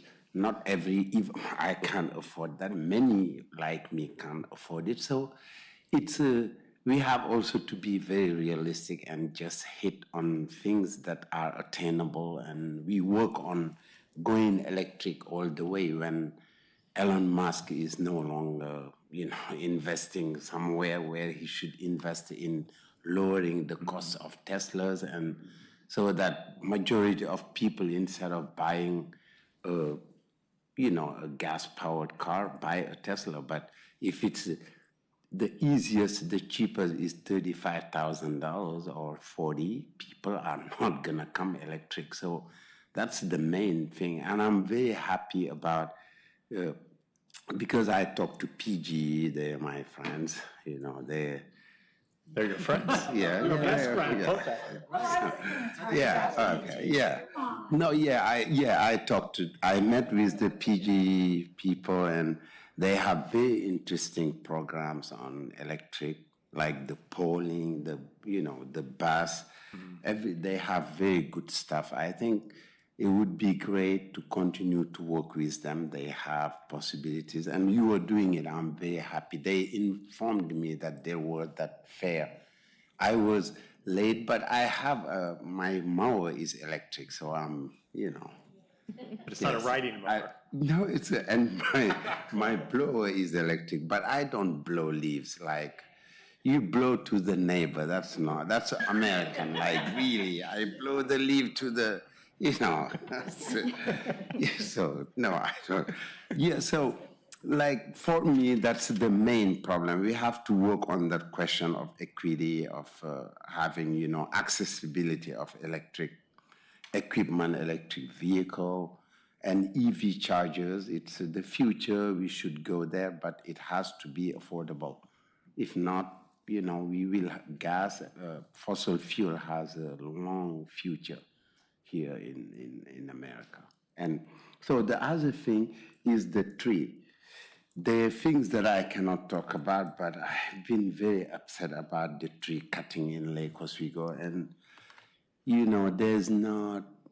the tree code is not very preventive, like someone said it here, you want to build a $3 million house, you know that the fine is $20,000 or $50,000. You cut the trees.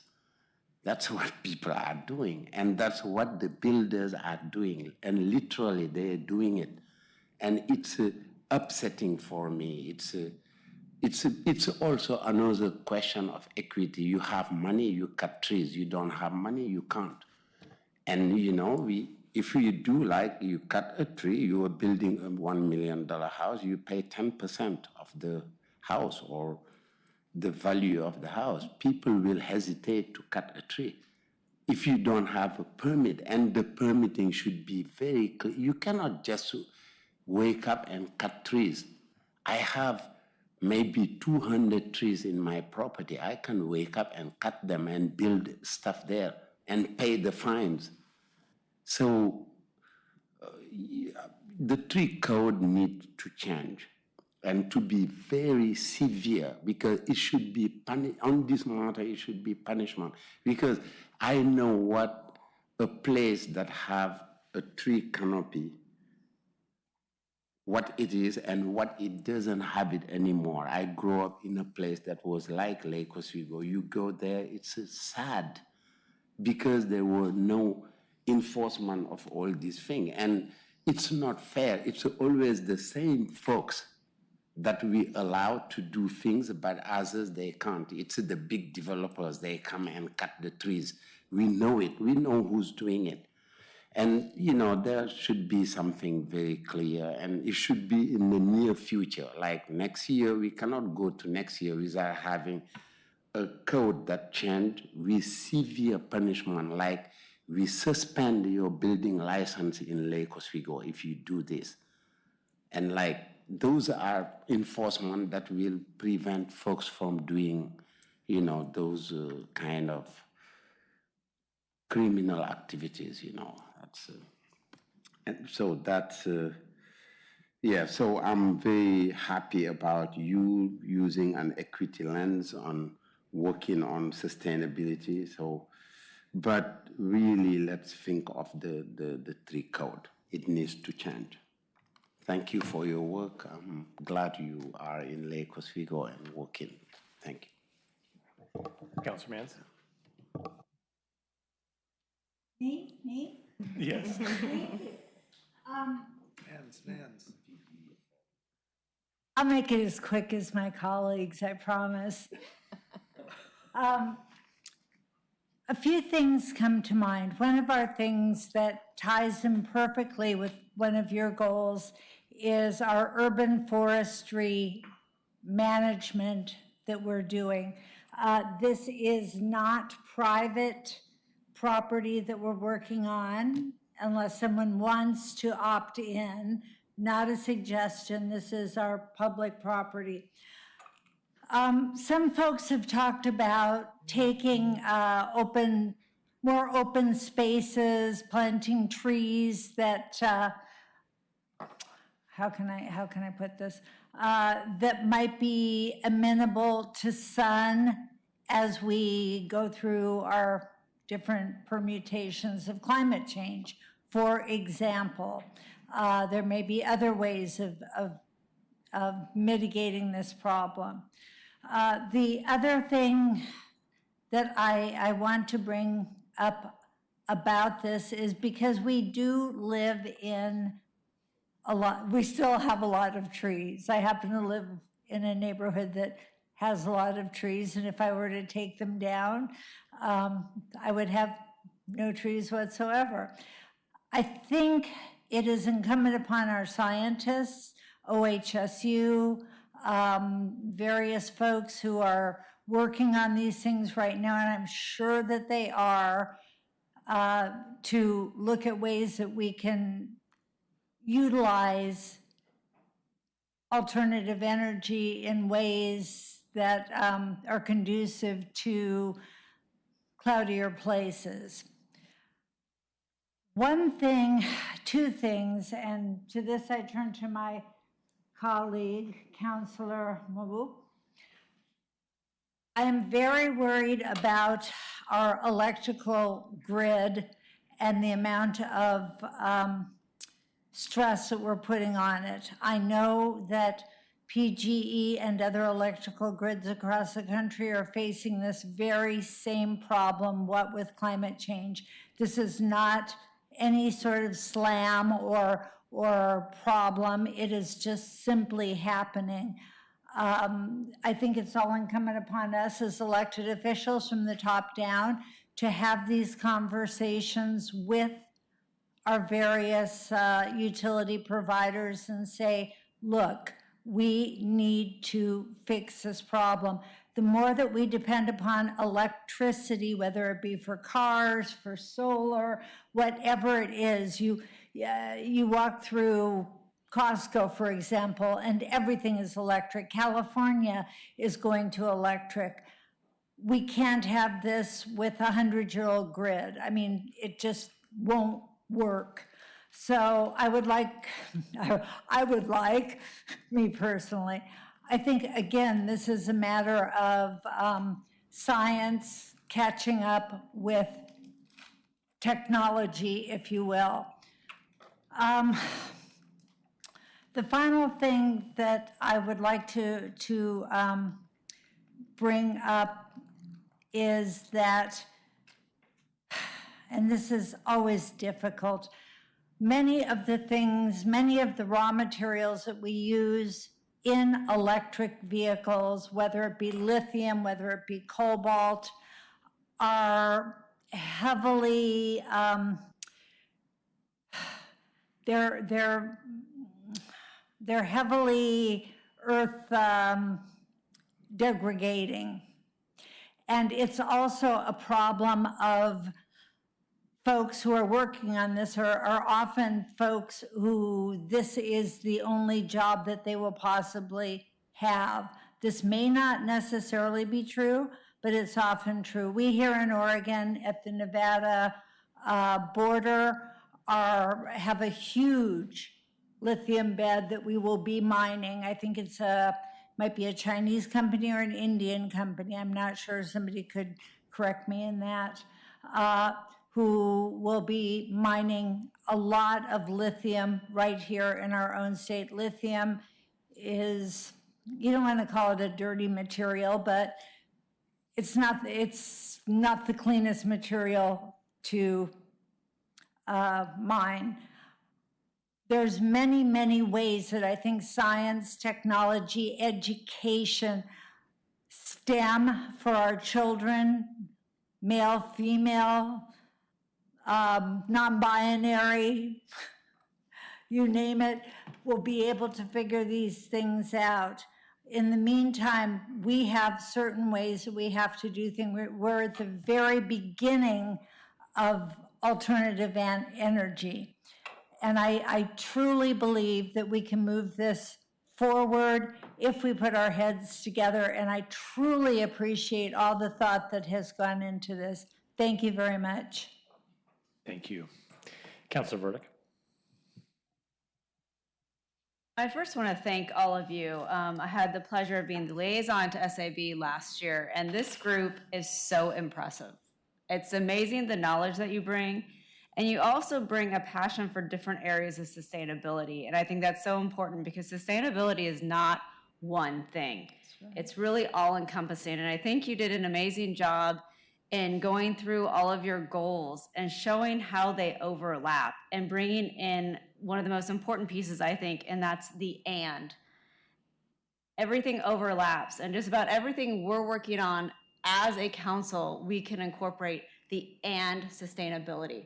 How can we make this better? How can we bring in that and make sure that we keep sustainability in mind and implement that wherever possible? And I appreciate your work keeping us on task and keeping it at a forefront. So I really want to give you a big thank you and a shout out for that, because you demonstrated it so well with the work with the wastewater treatment plant. Just the collaboration that you're showing. It's an example for our entire community and shows how we need to be working together and the progress that we can make when we do so. So when I looked through these, which you had amazing ideas, I was very excited.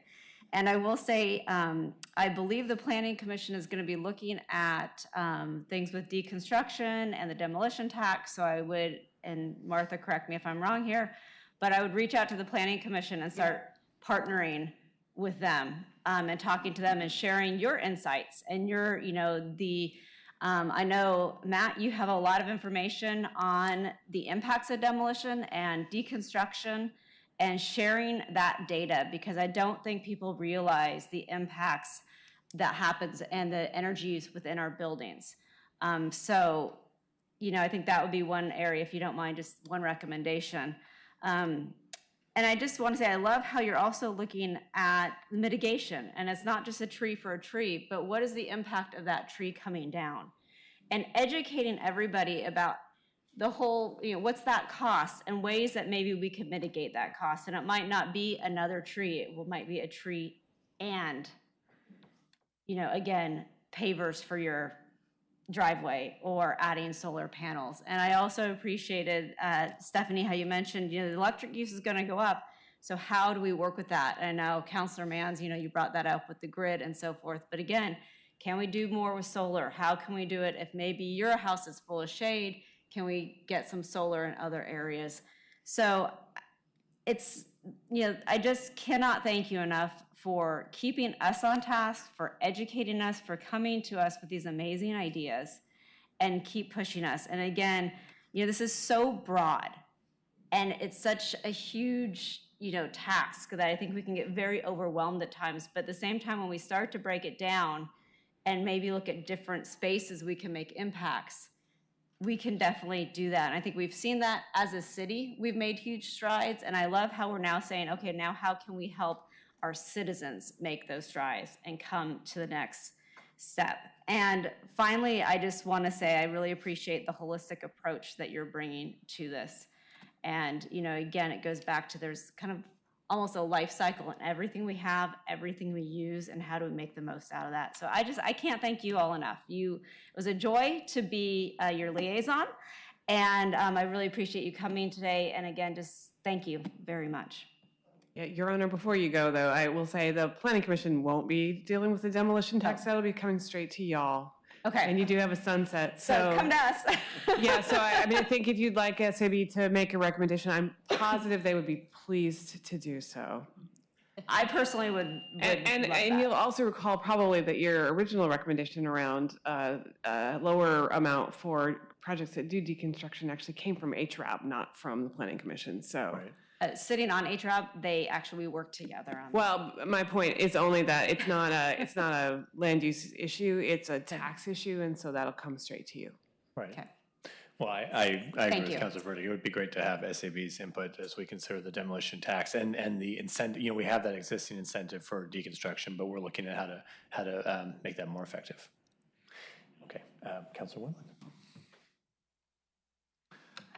Thank you to the whole group. I don't want to exalt you too much, because my other colleagues have, but I'm right up there with them on all your hard work, so I won't take my time.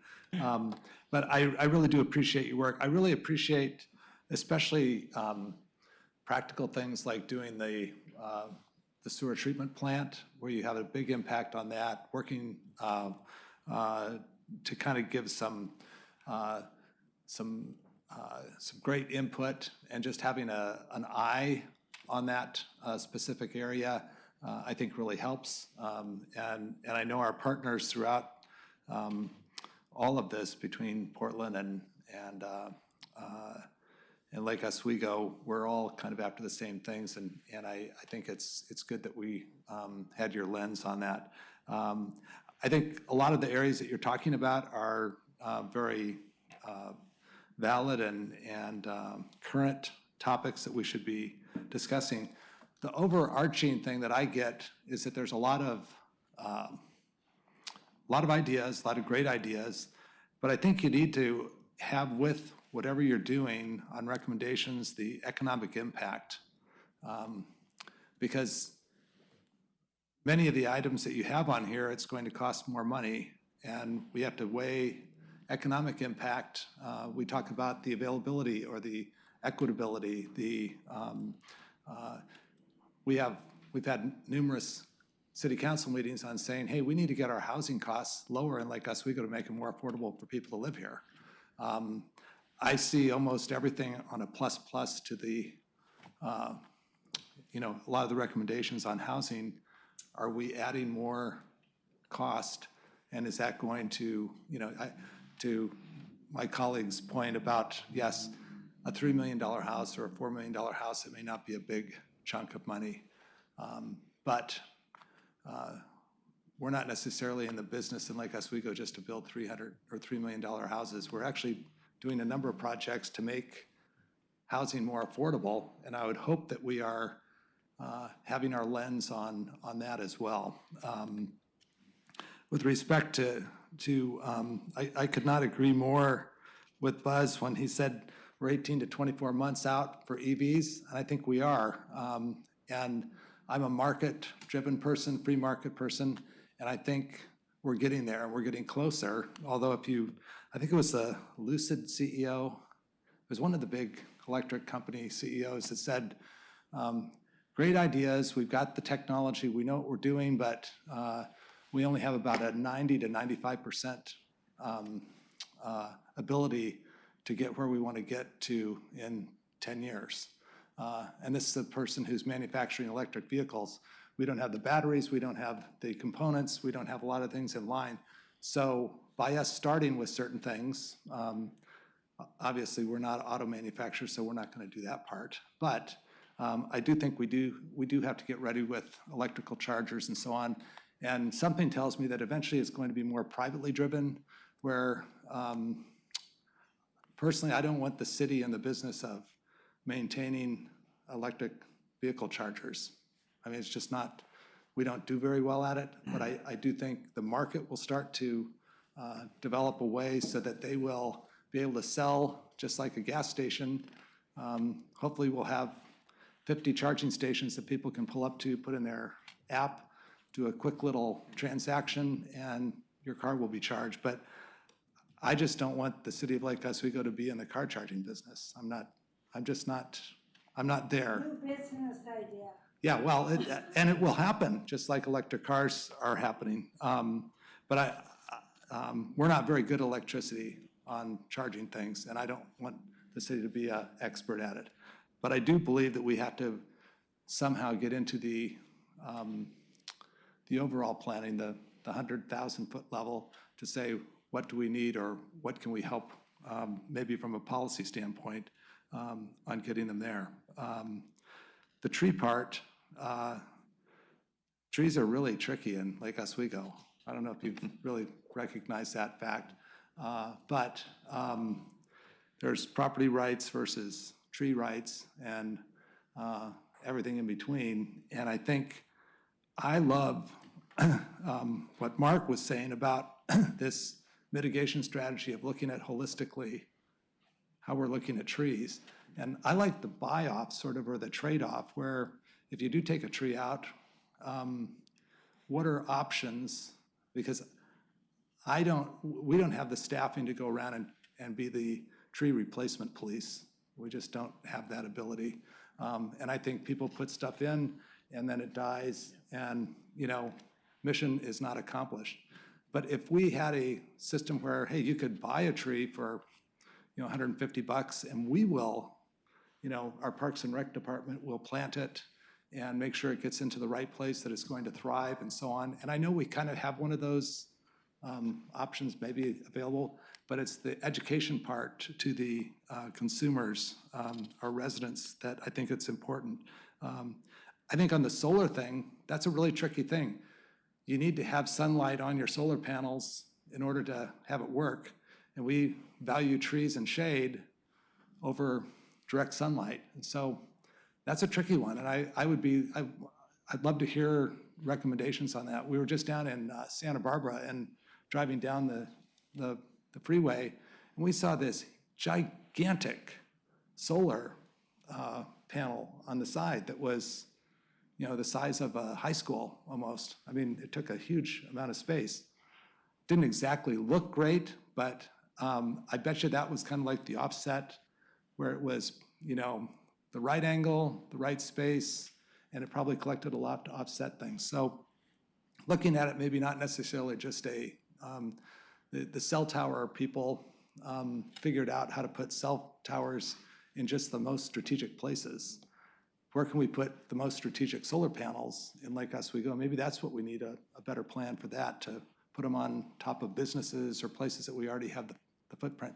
Those are the kinds of things that I would think would be more solution-driven than requiring people to put solar panels on their house when they live in a forest and the trees are covering them and the solar panels don't work. It's kind of like the same thing when we ask them to plant a tree and they don't do it, mission is not accomplished. So creativity. To clarify, it wouldn't have been a requirement. The aim was to allow choice, because some Right. homeowners do want to do that. Right. But I think choice comes, every person, I won't say every person, most people think, what's in it for me? And they're going to make, oftentimes when they're spending money, they'll say, geez, I could put solar panels up, or I could have a really nice jacuzzi tub. I'm wondering what I'm gonna do. You know, some people do choose this. A lot of people choose a different thing. So making them have it, their greatest idea that they wanna have, instead of providing a stick, provide the carrot, I guess is that part. I think there's a couple opportunities that neighborhood associations, getting them involved. We just had an email that went around in our neighborhood that suggested everybody have for their gardener that comes and takes care of their yard, the two tools that they use most, the blower and the mower, have it electric and have you own it, and you just charge it, and it's there for their purposes. And it's, I think a lot of, because we have residential options, commercial is really tough. And again, you know, to the equity standpoint, it's really hard for those people that are starting out in a business and, you know, they're looking at $6 a gallon or $5 a gallon for trucks that they have to transport. And I bet you a lot of their profit right now is being taken up in gas. And so they probably really like electric, especially if somebody would provide it for them. So some creative things like that that are where you can get neighborhoods involved, and then you get the inertia of the city, and then they buy off on it, and then they welcome the concept instead of maybe fighting it. And then just the last part is, you guys are great at educating and taking what I would call one of the most complex subject matters facing policy and reducing it down to a slide that makes sense. I think that's, as Councilor Burdick said, you guys really are experts at what you do, and I really appreciate that. And getting it down into specific points is really helpful. And my suggestion to you as our fearless, I'm gonna call her the leader of Lake Oswego, Martha Bennett, the city manager, always tells us every year in January, I can only do so much, so narrow my goals, council goals, to refine them into a small bucket that we can accomplish in a year. And that, I would say, pick off 2 or 3 big ones that you really wanna kind of do the hoopla, integrate it into culture in Lake Oswego, and then you'll see, just like a tree, it grows and grows and grows. And then you have the benefit of taking on 2 or 3 more and really making it happen. But great work. And I think there's some things on here that are going to be super exciting, and some things that are gonna be really a interesting conversation with different groups within Lake Oswego. So, thank you. Thank you. Councilor Wynn? Well, thanks, colleagues, for saying everything that I was going to say. So, but in any case, again, I wanted to echo Councilor Burdick's just praise for SAB. This year I get to be the liaison to SAB, and unfortunately in the past couple of weeks I haven't been able to attend. So I'm looking forward to continue working with you for the rest of the year. So I'm really excited about that. Not to repeat everything else that's been said already, there are a couple of things I wanted just to take note of. I was just really impressed with your focus on the wastewater treatment plant and recognize that that's such a huge energy user. But also think about that too, where from the inputs, for example, the energy that is used to clean the water and to make it clean again.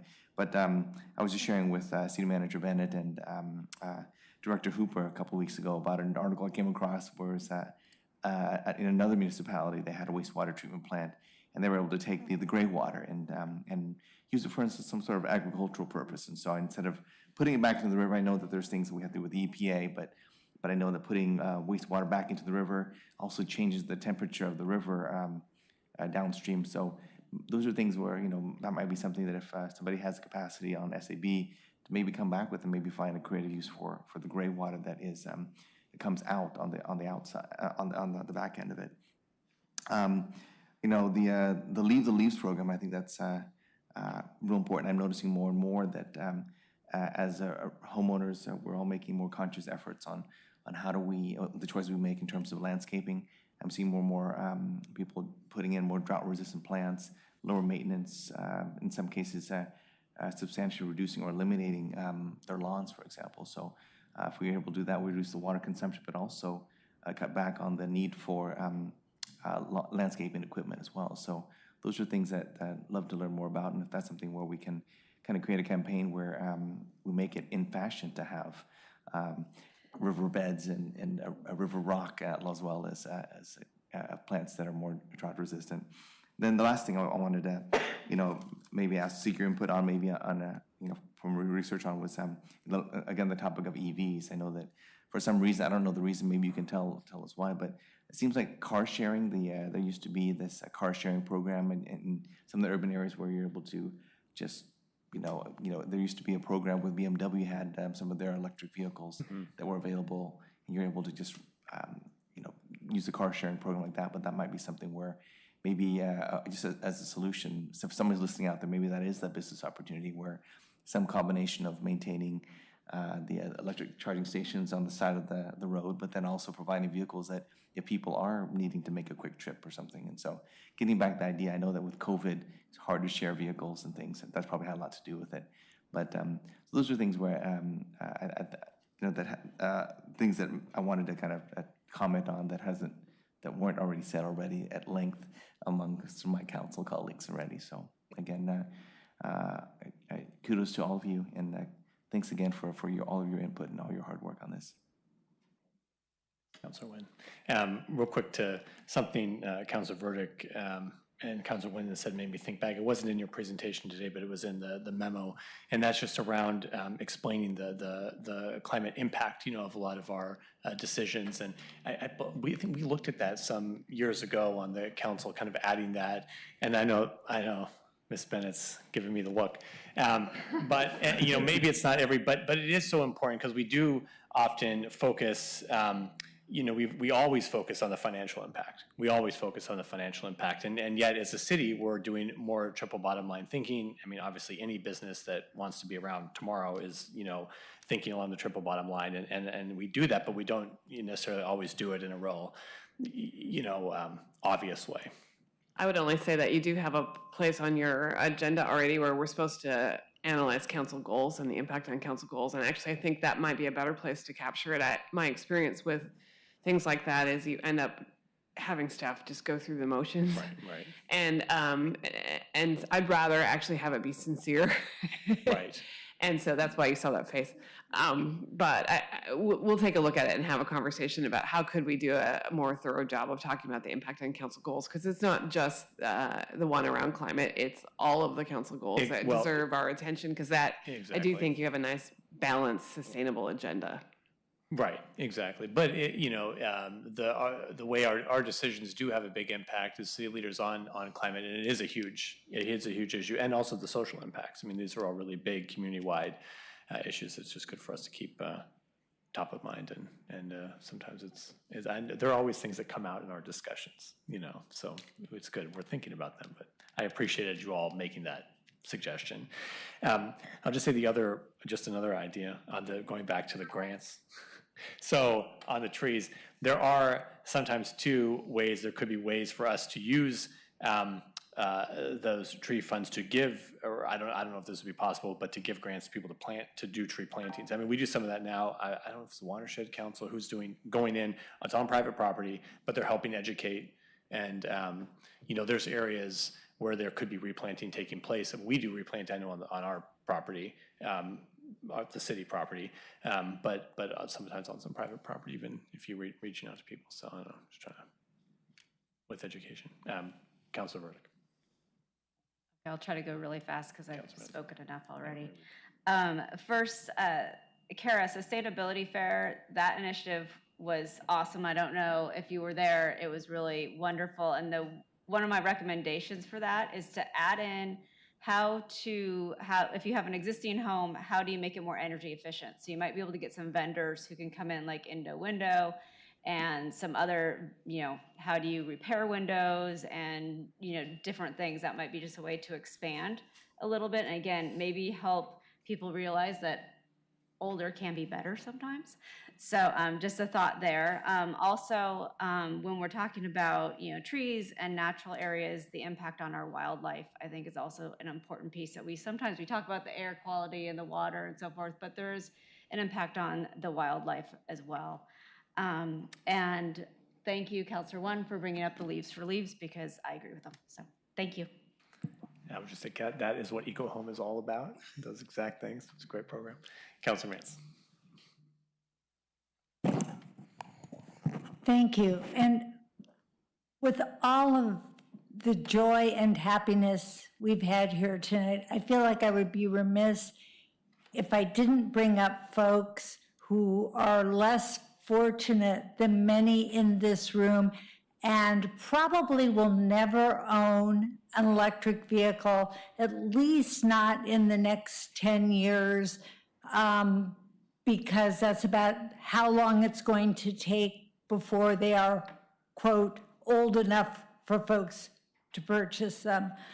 I worry about a lot that because we all often talk about these things as if everyone is able to afford, is able to grasp a hold, is able to do these things. Many folks do many things. They work out in planting things in gardens, they work in their community, they clean up for Solve, they do many different things that help the earth. But in certain of these technological things, they are just not prepared financially or otherwise to jump in. And that also includes, and I think it was Councilor Wynn who brought it up, we can't expect people to go out and buy $500 electric lawnmowers and trade in their old lawnmower until it completely breaks down. And even then, they may not be able to. They may have to buy a second or a used gas lawnmower. This is not ideal. I'm not saying this is perfect, but in that triple bottom line, I think it's very important that we look at this and make sure that we are treating all equally and making sure that we are not forgetting anyone in this equation. Sorry, didn't want to harsh anyone's mellow here, but had to be brought up. Thank you. Well, I hope that it was helpful for all of us, I know, and hopefully it was helpful for you all. Councilor Wynn is going to not miss a single minute of any of your meetings, and he's going to report back to us on how we continue working together to implement these important goals. So thank you. We appreciate it. Thank you. We appreciate your perspectives. Thank you so much. And we will just take a brief 5-minute break before we move into the next thing.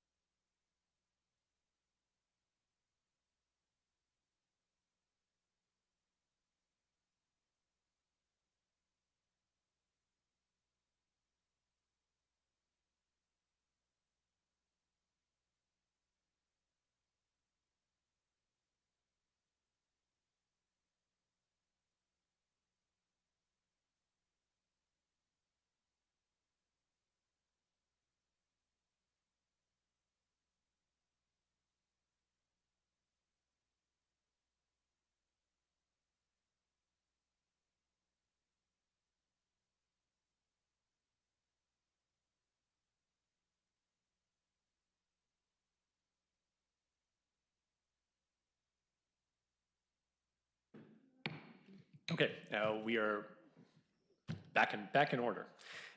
We are going to move now to our first public hearing of the night. This is Ordinance 2894, which amends the definition of demolition and adding related definitions in LOC Chapter 45.12.100, definition of dwellings.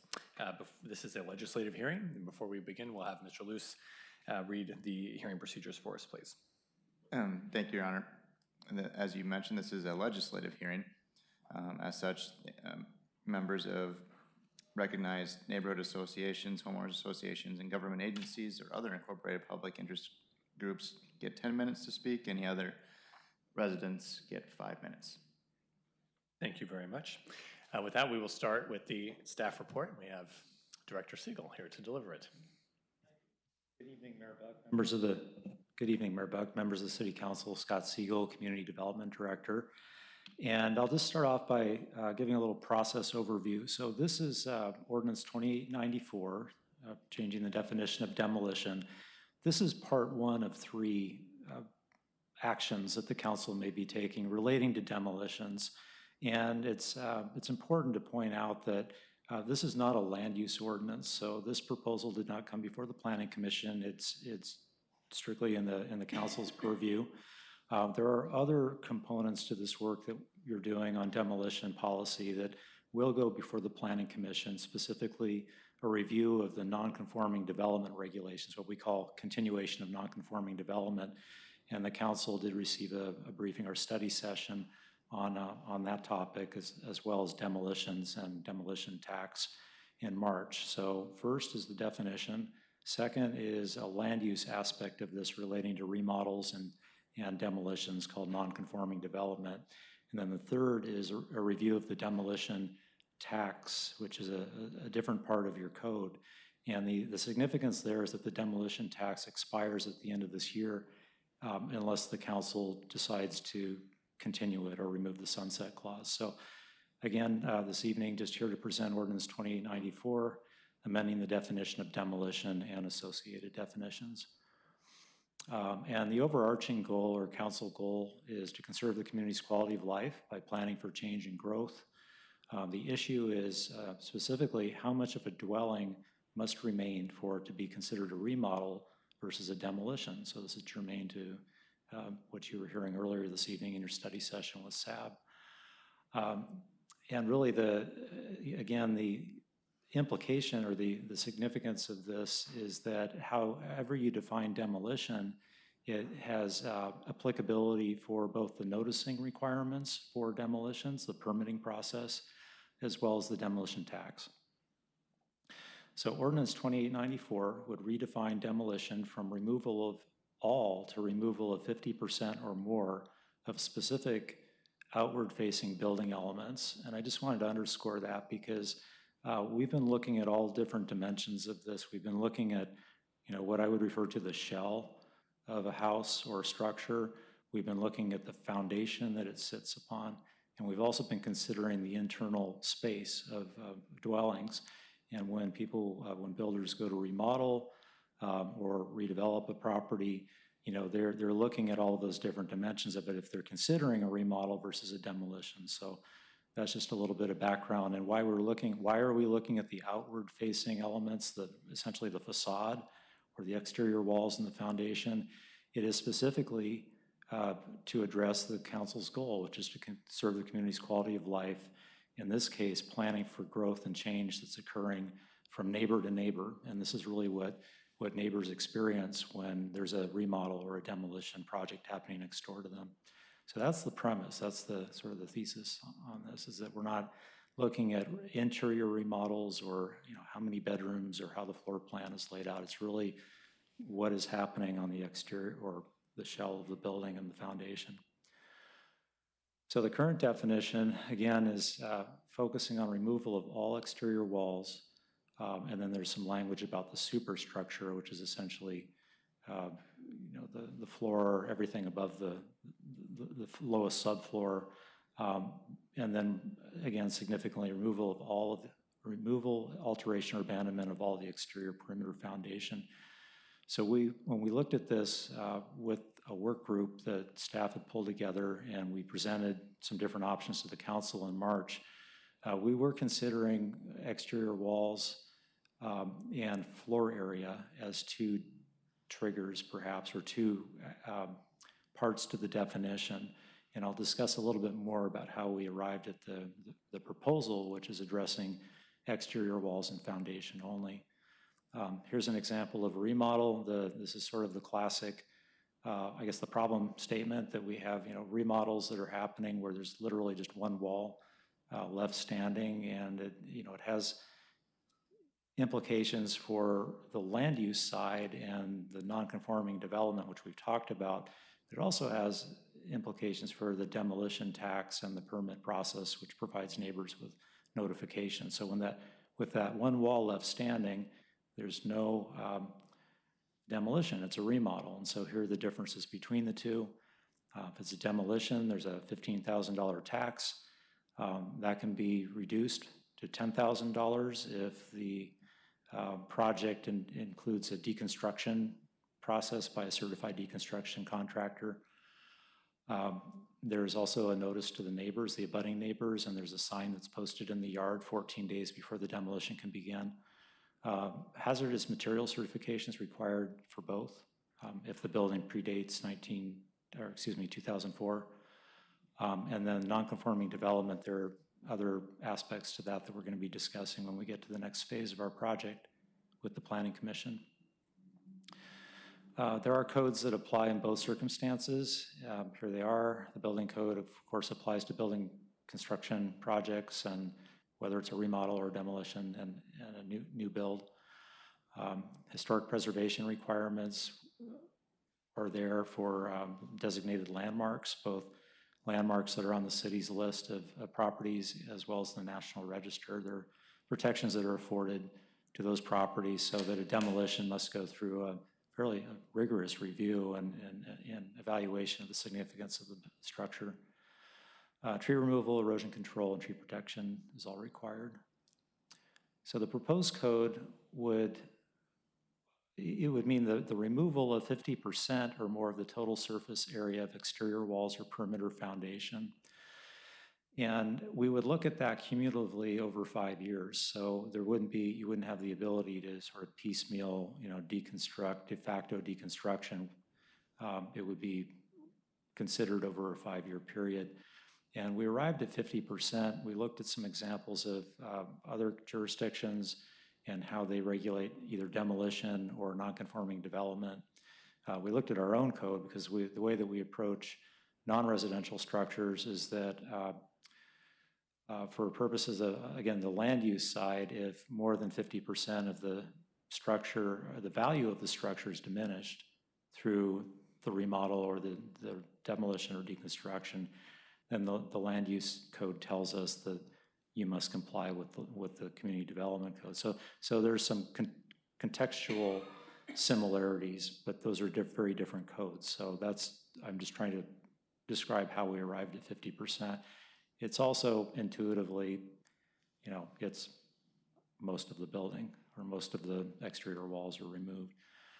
Whether that's the right number or not, it's really a policy choice. You could set that higher and it'd be more forgiving. It would be more like the code that we have today, which allows for nearly complete removal of the structure and it's not considered demolition. Or you could set the threshold lower and, then of course, you're going to be imposing that tax and the requirements on more properties. Just by way of example, our staff looked at structural permits over the past year to consider, how many of those that were remodels or how many of those that were not subject to the demolition tax would have been subject to the tax and the permit requirements under this new definition. And there were, out of about 390 structural permits, there were about 50 or so that were sort of within the realm that we would review them to discern the difference. And then there were 29 of those that it would have made a difference. That 29 under this definition would have been subject to the permit process and paid the tax. if that's helpful. We would also define exterior wall so that it's clear and objective. And this definition is intended, again, to maintain, the integrity, or at least the sort of resemblance of the wall that was, that is there, that it will continue to be there. Although, it could, it'll be resided, aesthetically, it could look very different. But what we're considering is the volume of that structure and the proximity to the neighbor. We would look at from the bottom floor all the way up to the top plate. So it would look at, if it was a two-story home, it would look at both stories, and as well as the foundation that sits under that. So some of the alternatives that we considered, floor area removal, we thought, well, if they're removing 50%, or they're removing less than 50% of the walls and less than 50% of the foundation, but they're gutting the house inside. They're doing a complete remodel inside. Is that an issue? Is that a concern? Is that something that, again, going back to the goal, the objective here, is that impactful to the neighbor? Is that something that we should be classifying as a demolition? And the staff, in my opinion, it's not really relevant here. It might be something, because again, if we're looking at the outward appearance of the structure, it's not affecting the neighbor. And there are a lot of properties around the country and really on the East Coast where, the homes are much older, where the entire inside is completely gutted, but the jurisdiction has requirements that you preserve the shell. And that's, the same principle here, I think. We also looked at interior walls and interior foundation, because there's a lot of moving parts in there potentially that, could be, that could affect the outcome here. And it was really the same conclusion that we came to on floor area, that it's not really germane, it's not impactful to the abutting property owner. How many interior walls or how much of the interior foundation is removed through the process. In fact, it may be necessary to do a lot of work under the house and build or pour new foundation in order to support the structure that's being remodeled, and in order to preserve that much of the structure that they're trying to save. We also considered, and I should back up, floor area. Another kind of a technical issue with that is that the way floor area is defined, it's an enclosed space. So if you remove one or two of the walls, you no longer have floor area under our code. So, there was sort of a catch-22 there that we probably could have solved by changing the definitions, but that wasn't the main reason. That was just something that we observed. Probably the more challenging one here is roof removal, because I think you have to consider, whether that is a remodel, say a single-story home where the roof is taken off and, at least 50% of the ground floor walls and foundation are preserved, but it's really a very large, remodel and build in a second-story addition. If you were to include roof in the definition, removal of a certain percentage of the roof, then you would pick that up. But we haven't done that here because the thought was that it would be difficult to measure that and enforce it. And if, the objective is, if the alternative is to remove all of it, perhaps it's better to have some of the structure, some of the, the ground floor, building retained. So, I mean, that's a policy choice. You could decide that you want to include roof in that, but here's an example, I think, of that scenario where I'm not sure what the calculation was on the exterior walls and the foundation on this one, but this is clearly an example of where, the roof was taken off and it was a second-story addition and a much larger build around that original dwelling. But yeah, that was definitely more than 50%. That one, I mean, you got the roof. Yeah. Right. The roof is not included in the walls? No, the roof wouldn't be included in the walls. That's kind of the point here. Yeah. So that would not? Yeah, they kept 50% of the walls, I think. So that would not qualify as a demolition? It would not under this proposal. So if that outcome, having the roof removed and a second-story addition going up is not what you're intending, then, we could include roof in that. So I've been pointing it out because it's an added sort of complexity to this. And, when you talk about people going through our permit process and trying to have predictability and timely reviews, it will add time and cost to the process. That's all I'm saying. Okay. And in terms of the interior walls and foundations, this is an example of a plan where it's showing in green interior walls that were retained. And so again, if you were to include interior walls in the definition or in the standard, and they were to preserve at least 50% of those walls and the foundation, then you could end up, losing the outward-facing part of the dwelling, and it wouldn't be a demolition. So that didn't seem to make a lot of sense. Right. This is just another, this is the interior foundation on that one, so, and floor area. So anyway, I'm just these are the straw people I'm throwing up there. And again, here's the proposed code. I'm happy to answer any questions. This concludes my presentation. We have our building official, Brian Don, here, who can answer any questions you might have. We also have our associate planner, Jessica Maury Collins, who reviews all of our residential building plans for the planning department. So we have planning and building here to answer any questions. Mr. Steele, could you talk to us a little bit more about the roof and why? Well, just in general, one question I had is, what do you do on these cases that are going to be on the margins where they're coming in with like a 49.5%? So how do you measure? And maybe that ties into the roof. How would the city approach this? Yeah, we did discuss that in terms of the roof, and because roof elevations or roof forms have a lot of you can have very complex roof, right. Multiple gables, dormers, and how do you measure that? So our recommendation would be, if you were going to go there, that we would, and we looked at this, that you would take basically a two-dimensional plan or plane, which is the top plate of the roof, and it would be that surface area that would be calculated for the roof. Yeah. Okay. And so then in the example that you showed, that would then be a demolition? That would be a demolition, yeah. Yeah, okay. And then what about for the rest of would this be something the city would have to go out and take these measurements of these exterior walls? No. The applicant would submit drawings. The applicant would submit drawings. Brian's shaking his head. Yeah, Mr. Don. He's gonna, no way. We give Mr. Don a tape measure and we've just added Brian's workload. And I don't know if this is on. Yes, it is. Okay. Brian Don, building official, mayor and council.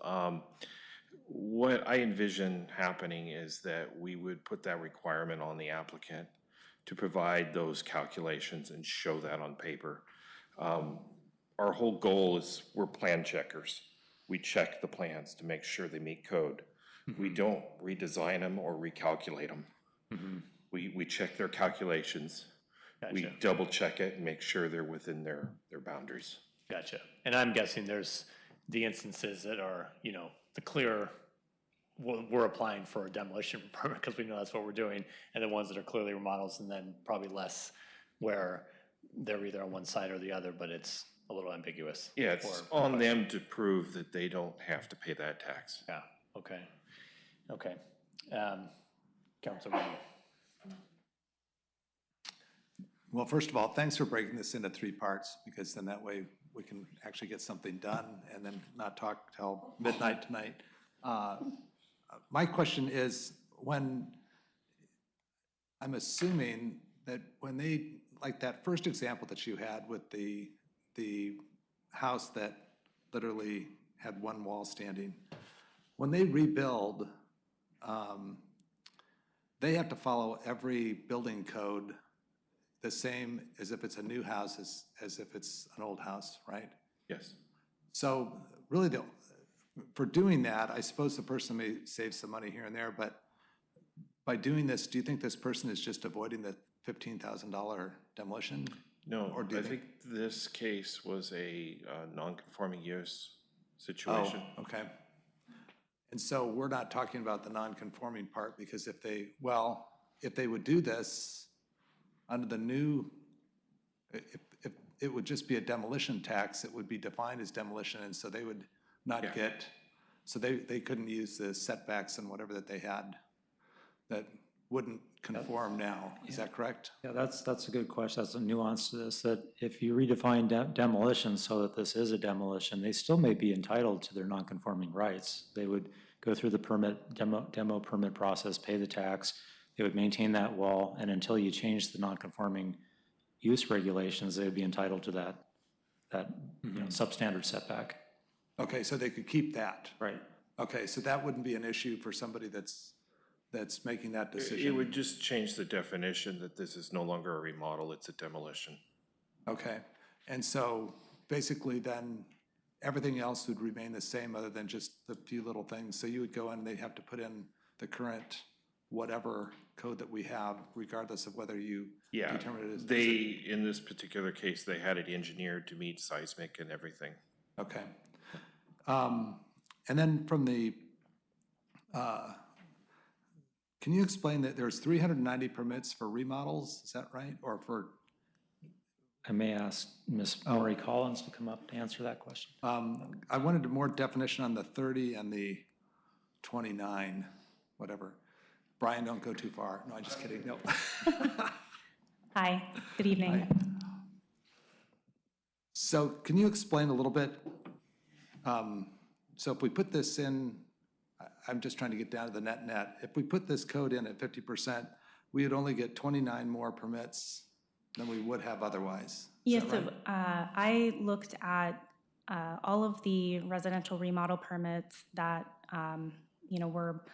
fell short of being a new single family. I didn't look at any complete demolitions and new single family dwellings. There were a little bit over 390 total of those applications that came in.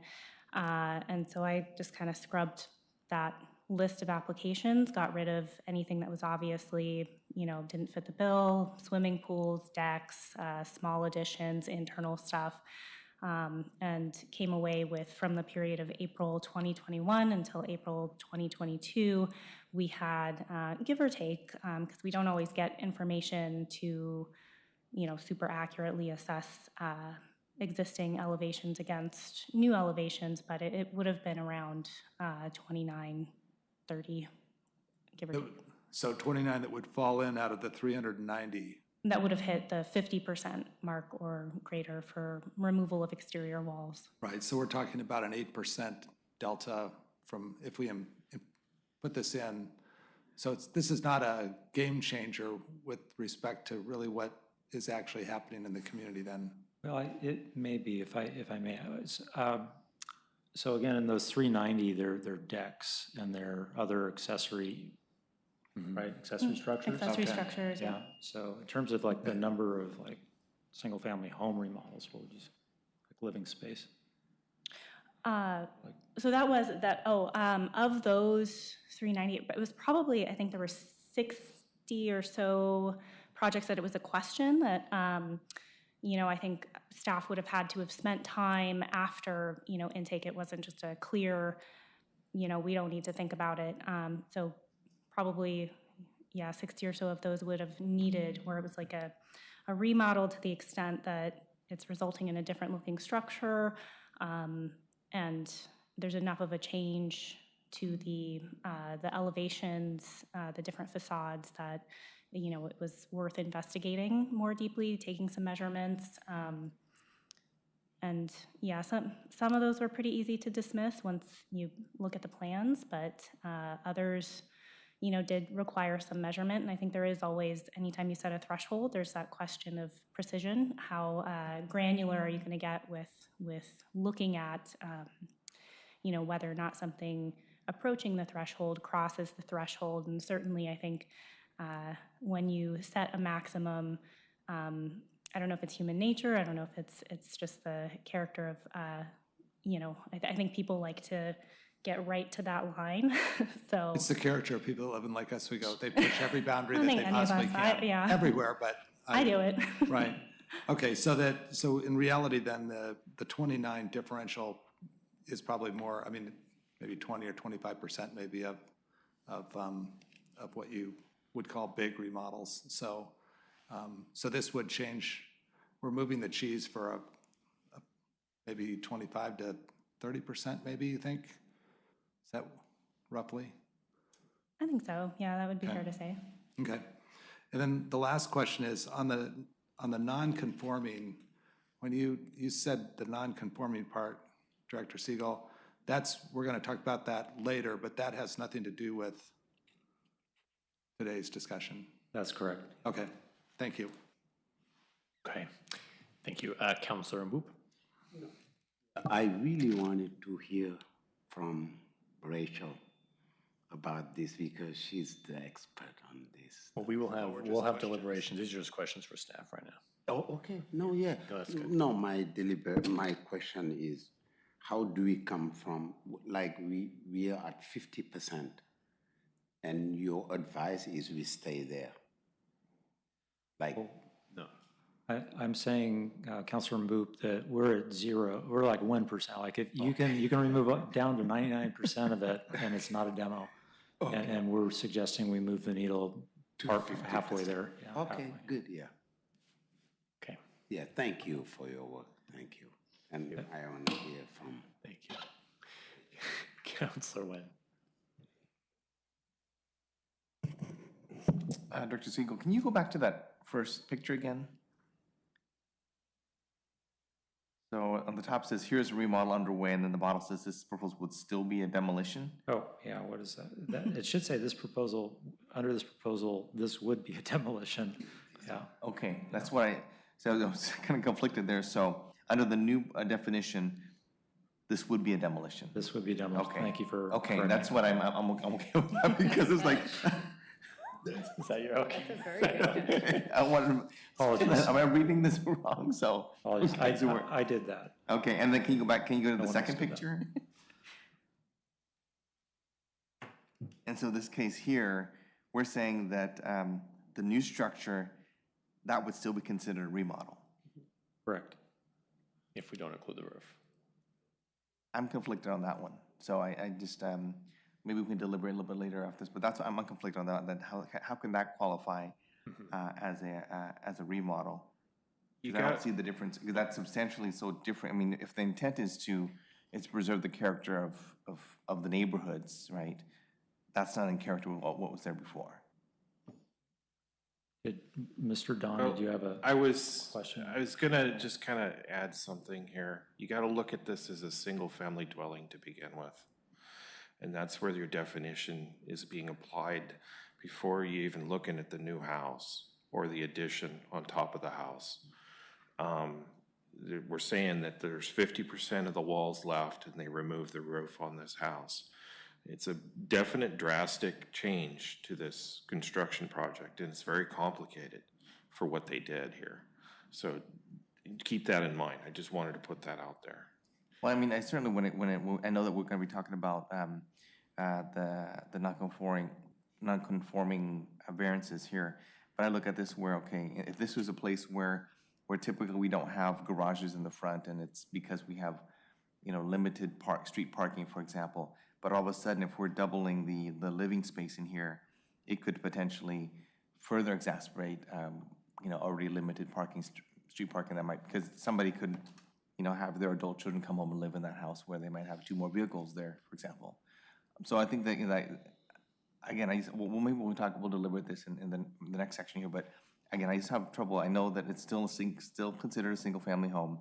When the homes in that area maybe were constructed, where they were all traditional ranch-style homes, or when there were homes where the garages were in the back, I gotta believe that there was some logic to that, and all the homes in that general area kind of were in the same shape, kind of same, and maybe that has to do with, again, just reason why there's not parking in there in the first place and things. And so if we all of a sudden start adding these large structures here, I just want to make sure it doesn't create an extra burden on the existing already limited, parking availability or infrastructure, whatever that's there.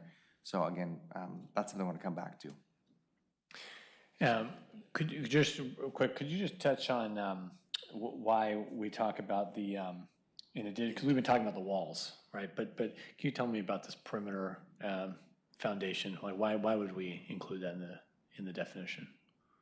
Sure. Well, we started out looking at that because, and it is part of the existing definition, but we looked at it because we found that there were some builders, some projects where they were demoing everything. I mean, there's picking up the wall, putting it over there, and then moving it back, propping it up, and saying, we still have this wall, and we're entitled, and that's more of the non-conforming development issue. Right.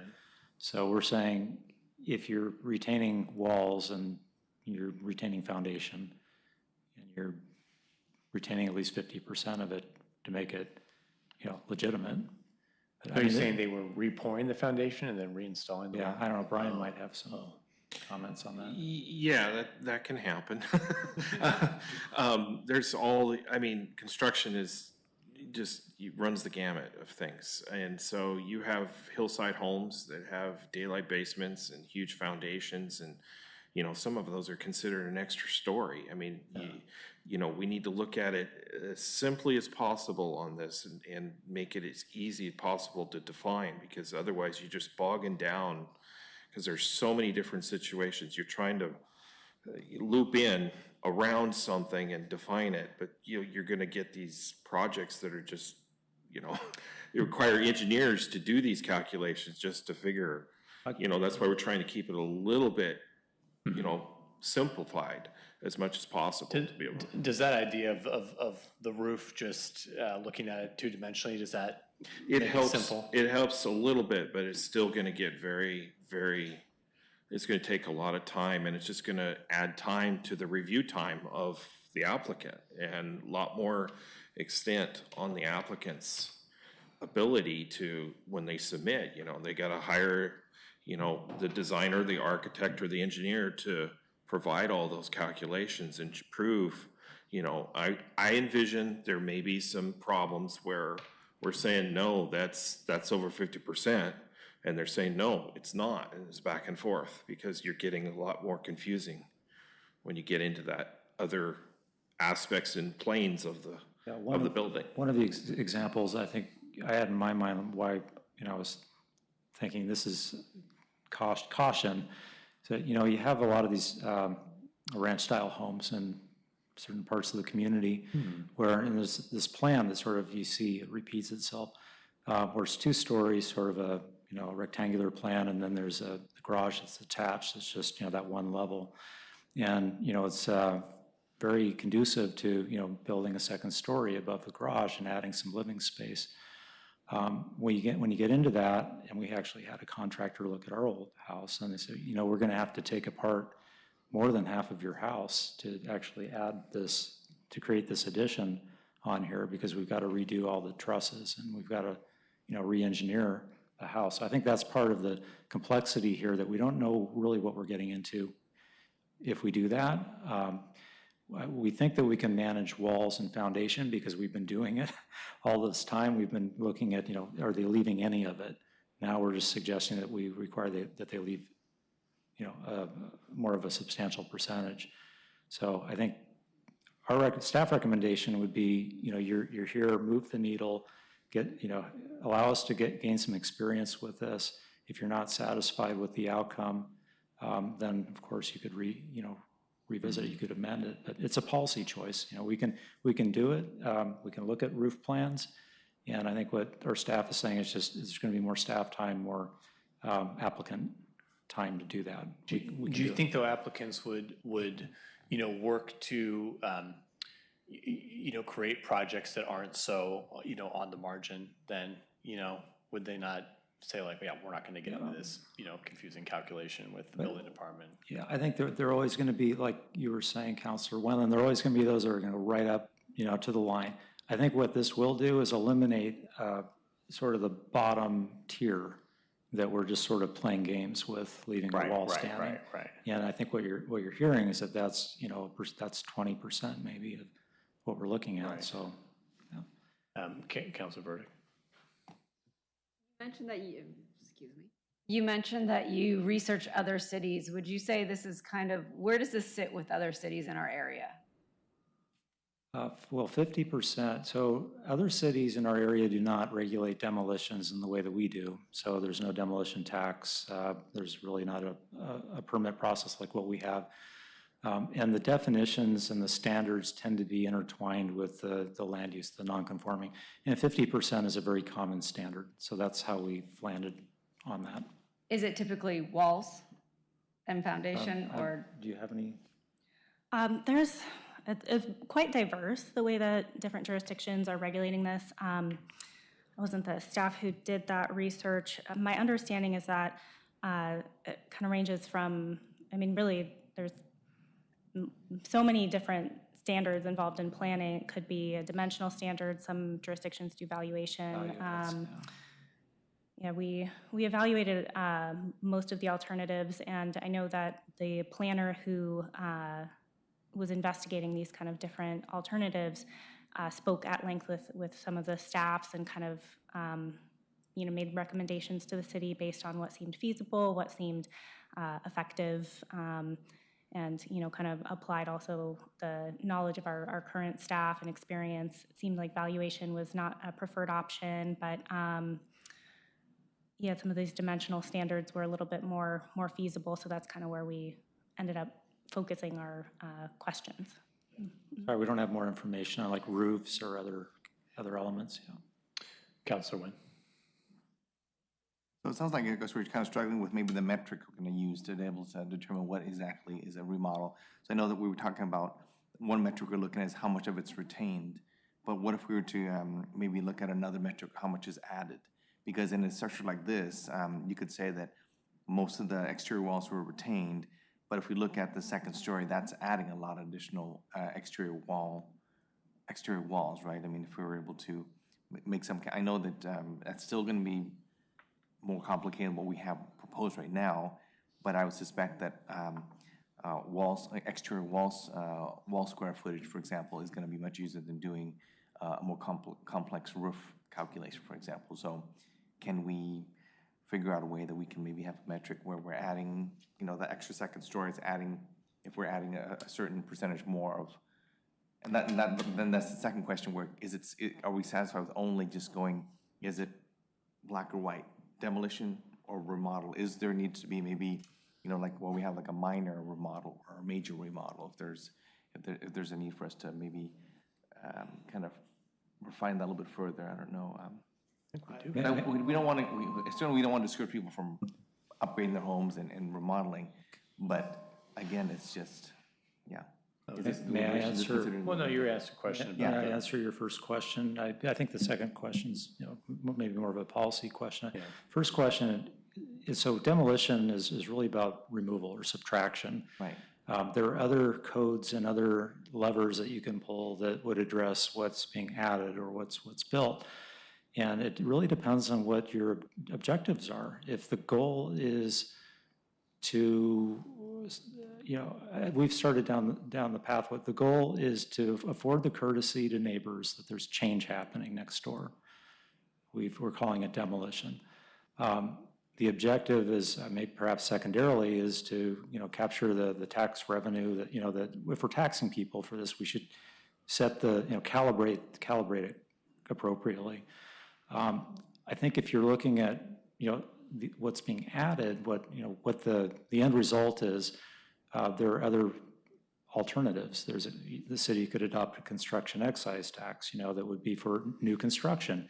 It wouldn't just be for the addition that's going on to the ranch house. It would apply to all development, because really all property owners are entitled to the same property right to build out to the the lot coverage, the height, the setbacks. So whether they're adding that floor area onto an existing dwelling or they're tearing it down and building anew, the outcome from the neighbor's perspective is there's a larger home next door. So again, I don't really have an answer. I have another question for you: is what is the objective? And I think we can develop some alternatives that would help you get there if the goal is to try to address the addition, the larger home that's being created. Mm-hmm. Well, and Scott, that's a topic you could take up when you look at nonconformities with the Planning Commission, as opposed to, I do have reservations with you talking about a demolition as what, it's not logical to say a demolition includes what is added afterwards, if that makes any sense at all. I think if we were challenged, you would have a struggle with that. But so I think if you are concerned about the amount of additional dwelling that's going on, then the place to look at it might be in the planning commission conversation about what you're legally entitled to build after a demolition. Right. Okay. Thank you very much for the report and answers to our questions. Okay, so we're going to open the public hearing. I have one person, Ms. Ockert, who has signed up to testify. Carol, please come on up.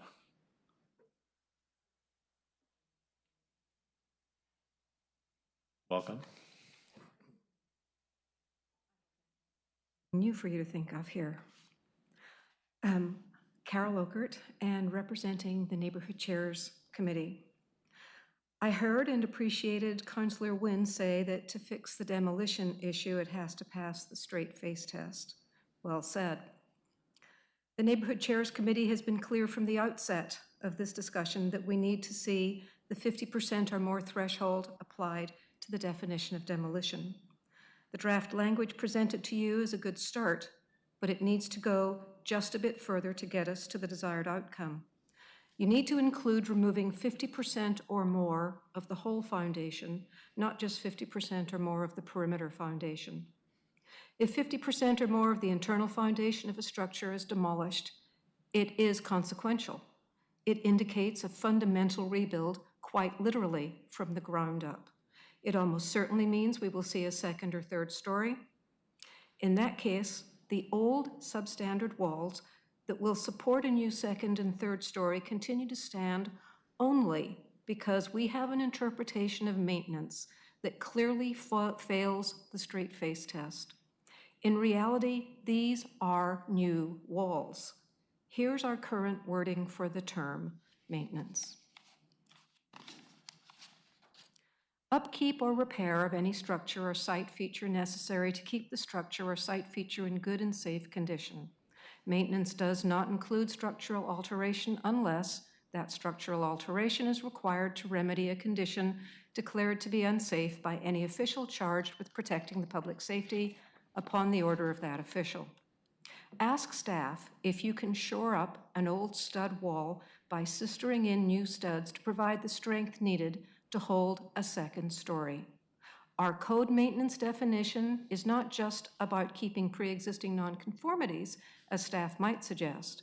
As long as the code definition and staff interpretation allow the practice of shoring up an old substandard structure and avoids calling it new construction, then we end run our new demolition code. The definition for demolition relies on getting to the 50% or more threshold.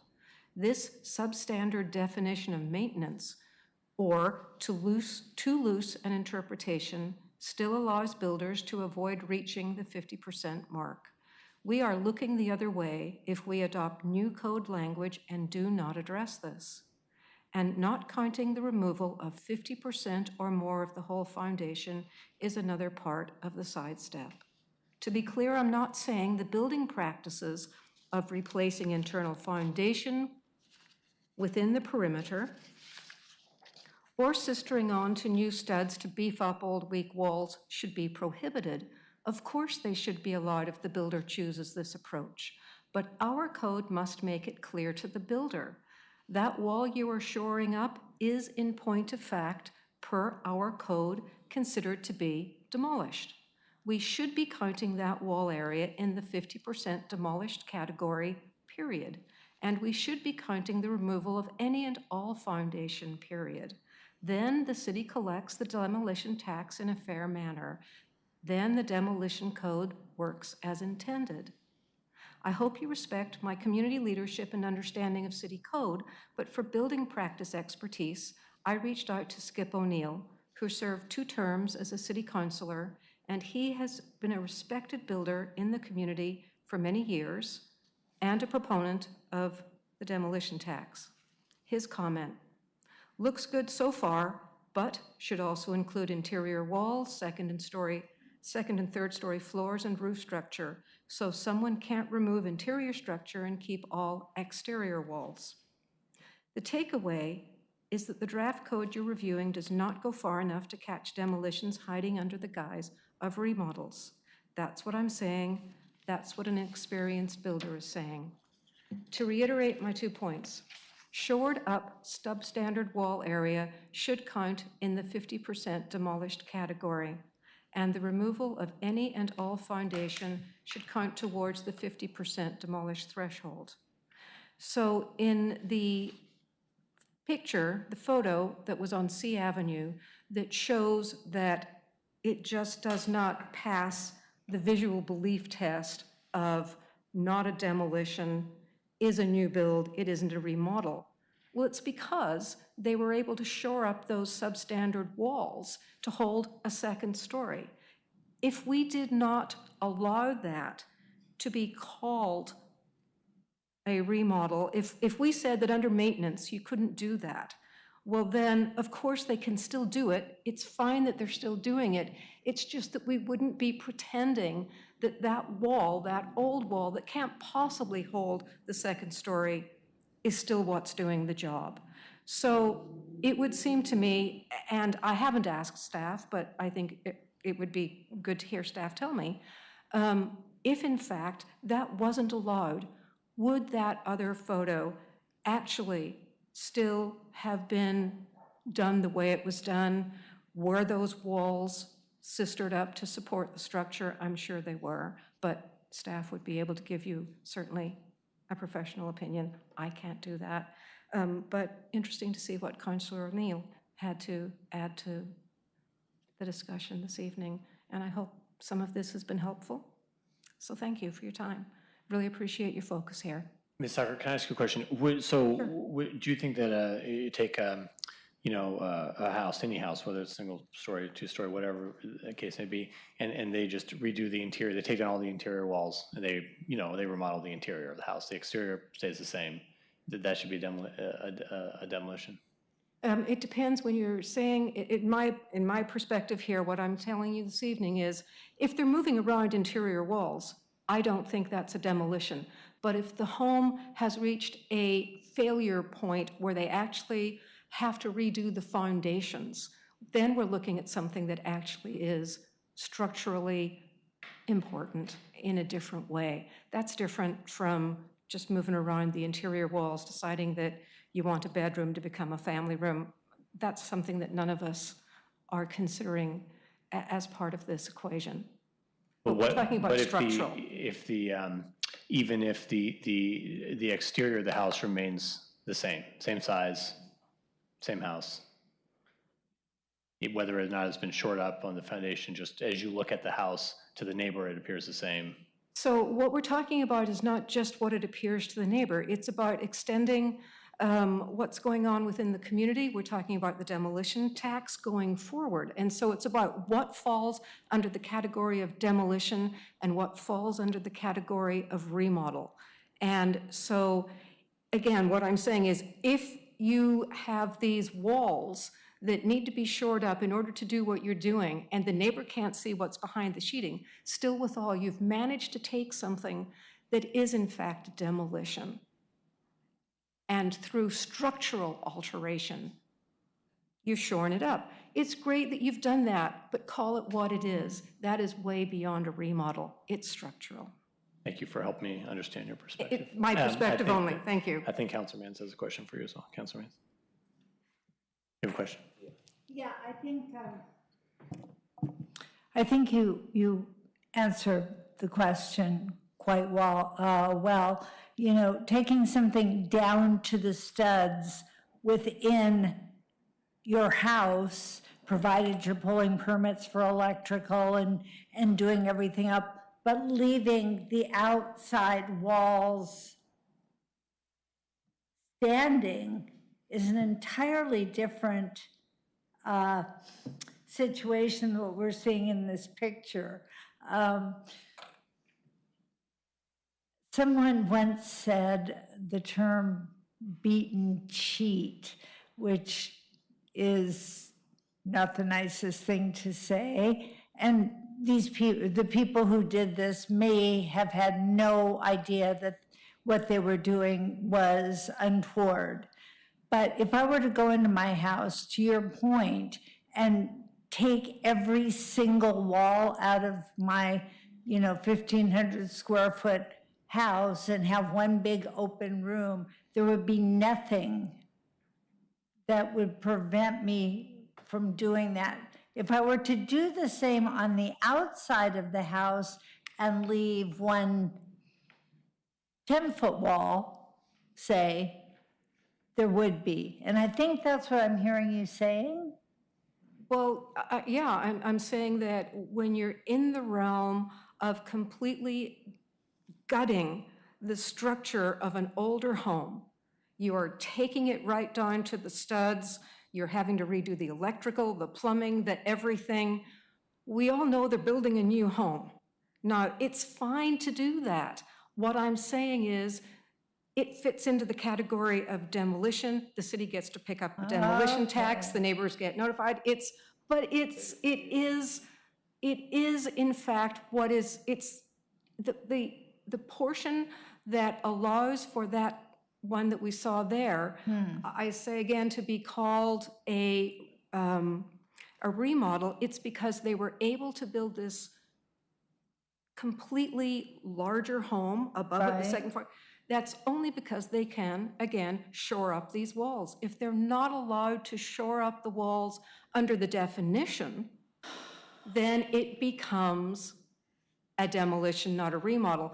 Yes, absolutely build it that way. There's no one to say don't do it. It's like, just don't pretend it's something it isn't. Okay, I guess that's all. I guess I was confused by that, so I'm going to have to think about that a little bit more. And so if you went back to that picture that Councillor Wynn was talking about and do a close-up and look at those studs and look at what they're doing to them and decide whether or not you should allow that to happen and still be able to call it maintenance. Right. Is that maintenance or is that something else? And I'm saying that's not maintenance. We all know that's not maintenance. And so we're back to this again. We all know it's not a demolition. We all know it's not maintenance. Why don't we just say what it is? We're not trying to prevent the developer or the builder from doing that. We're just trying to say, please, let's just call it what it is. And if you want to charge a demolition tax for it, fine. If you don't, fine. That's not where we're at tonight. We're just saying, is it or isn't it maintenance? Is it or isn't it a demolition? It's not maintenance. It is a demolition. Thank you, Ms. So, Otter. thank you very much. Thank you. Well, no, yeah, hold on, we gotta. Okay, Mr. Halquist, is there anyone else to testify? No, Mayor. Okay, we'll close the public hearing. And then to get the discussion going here, I'll just make a motion here that we move to enact ordinance 2894 with specifying 50% of the residential structure removal as constituting demolition. Second. Okay. Discussion. Talk. Thank you. Yay. Councilor Boo. Yeah, no, it's very interesting what she was raising, but I think Mr. Siegel raised that question of the foundation. Do you want him to talk about this? Yeah, that's I wanted the yeah.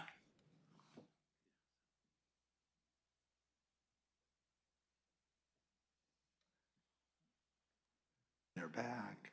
We're here to answer any questions you might have. No, my question was, she raised the question of someone who like shoved up something into the foundation, turned it totally into something that it wasn't before, so that the walls are not supporting this I don't know if you call it superstructure, but.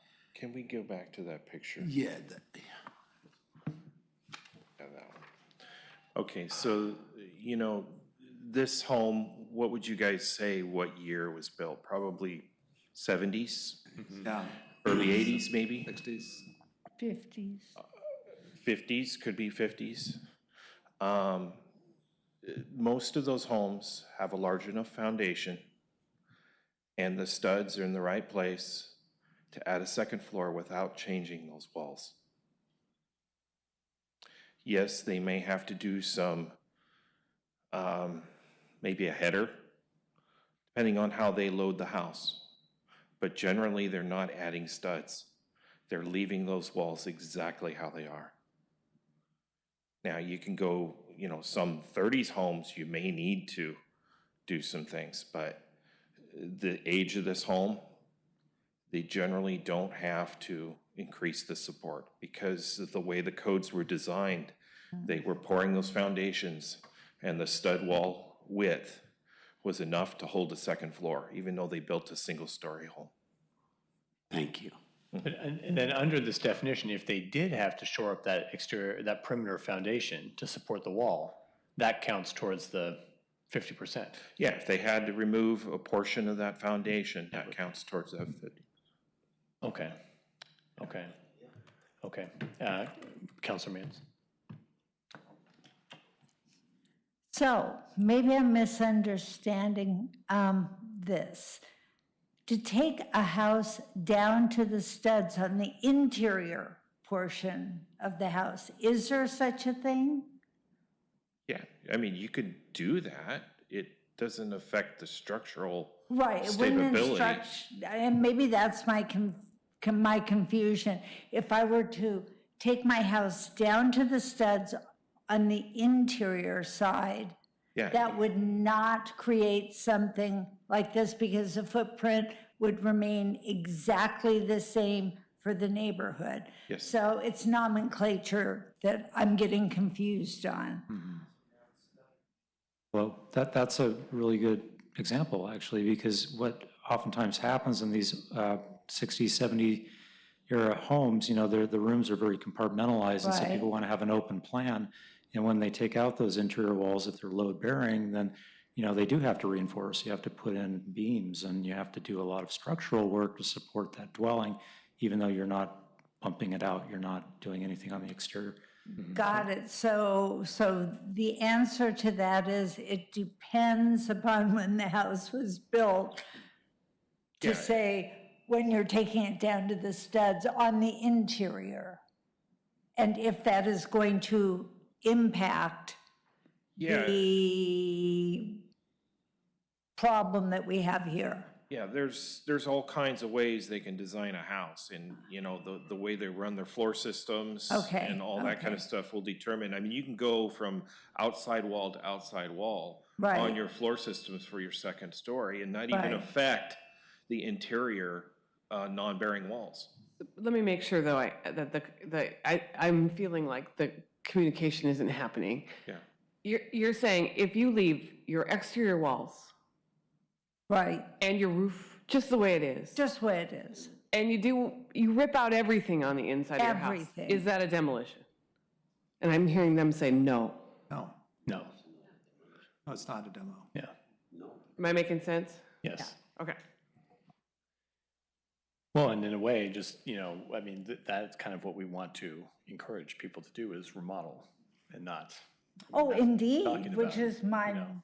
very reason for wanting to have clarification. So I guess I appreciate the proposed code on that point because we don't want to, you know, have the same, if you will, tax for a full demolition that we do for a remodel. Then what is the incentive to remodel if they're just going to pay the same, you know? So, okay, because that's just been a kind of a Perfect. policy goal Just of wanted to ours. make sure we were all talking the Good same question. language. Did you, Counselor, did you have your, I think I accidentally knocked your buzzer. Oh, no, off. I did, yeah. Okay, yeah, I think you were next. Sorry. Gee, I am still conflicted. I mean, it's like the way that I think thanks to the staff for spending so much time on this is a complicated issue, and I know that there's all these nuances. But as written, I'm still not comfortable that that we're achieving what we want to achieve. I think if the intent, for me in my mind, the demolition tax isn't the reason why we're doing this. It's not to generate more revenue tax. Can we all agree that that's not the purpose? Right? The purpose is not to generate more tax revenue. That's secondary. I think that the primary for me in my mind is that, like you said, Mayor Buck, is to encourage more remodels and to encourage people to try to maintain the existing housing stock that's there and keep it, keep the character of the neighborhoods, and those are the objectives that I'm thinking of. And so when we are when we have the proposed code that allows us to do things like that second picture, I think that's not the same intent. So how do we tweak it in a way that allows us to be able to I don't know. I'm just saying that I would be hesitant to put a yes on this as is written. So if colleagues, if you're able to suggest, or staff is able to suggest a tweak to somehow do that, I don't know what the answer is, but just as is, I just feel like we're not quite there. We're not achieving what we want to achieve. And I think that's what we kind of heard from Steve, is like, it's better, right now we're at this end, and this is getting us here. Right. But like that example, I mean, I think, that was one of the examples that brought us here, right? Like, how can this be, a remodel? I think that and staff is recognizing with this proposal that there's still going to be, and so I guess those type of projects where they're going to get built one way or the other. They could just take it down and build. So but that's where the question of, because I think with that house, they had a non-conformity. And that's going to be the issue. I think that what Mr. Siegel and Mr. Don said is the way you get there is you include the roof. And I will say, if you want to do that, I would urge you not to adopt tonight, and because I don't want you to write new code, but I think that's probably the issue you all need to deliberate on. Right. Can I chime in? Unless you think it's easier to maybe to do it something where, hey, because I think that staff had mentioned that maybe this isn't the perfect one. Maybe you start with this, build some skill and kind of get some experience behind this. Maybe we have a sunset on this. Maybe we say this is in effect for the next 2 years or something, and then at that point reevaluate what have we learned in that 18-month, 2-year period, and then further refine it. Let's see, Councilor. Well, okay, so I think we need to go back to the original reason why we have this demolition tax. And very simply, our parks were not maintained, and we wanted to raise additional revenue to help offset a non-developing community, meaning that we don't have a lot of STCs and development charges in Lake Oswego because the land is pretty much all built out, okay? So the idea of having a demolition tax was to help offset some of the park maintenance expenses, okay? It was not designed to start socially engineering our neighborhood looks and designs. We have a whole housing code and planning code that does all that, okay?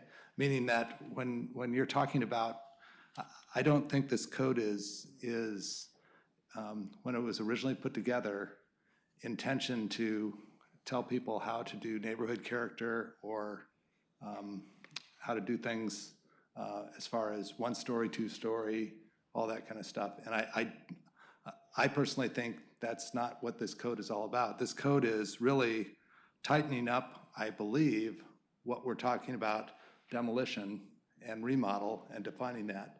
And I would say that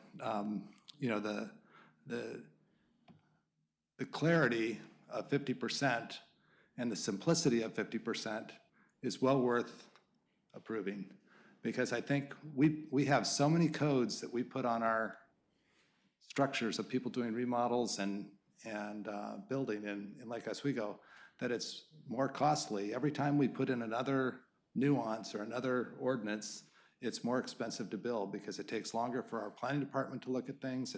It's longer for people to inspect. It's longer for designers to design things, all that kind of stuff. Right. It makes our housing more expensive. Right. And I think let's get back to the core issue of why we had this tax, is to help offset maintenance in our parks, okay? And I think in the big picture, I'm comfortable with the 50% because I think it's starting to get us into the right framework of saying you can't necessarily go out and do like that one house, the first illustration where it was just the back wall. And I think to Director Siegel's point, it will be, it'll give notice to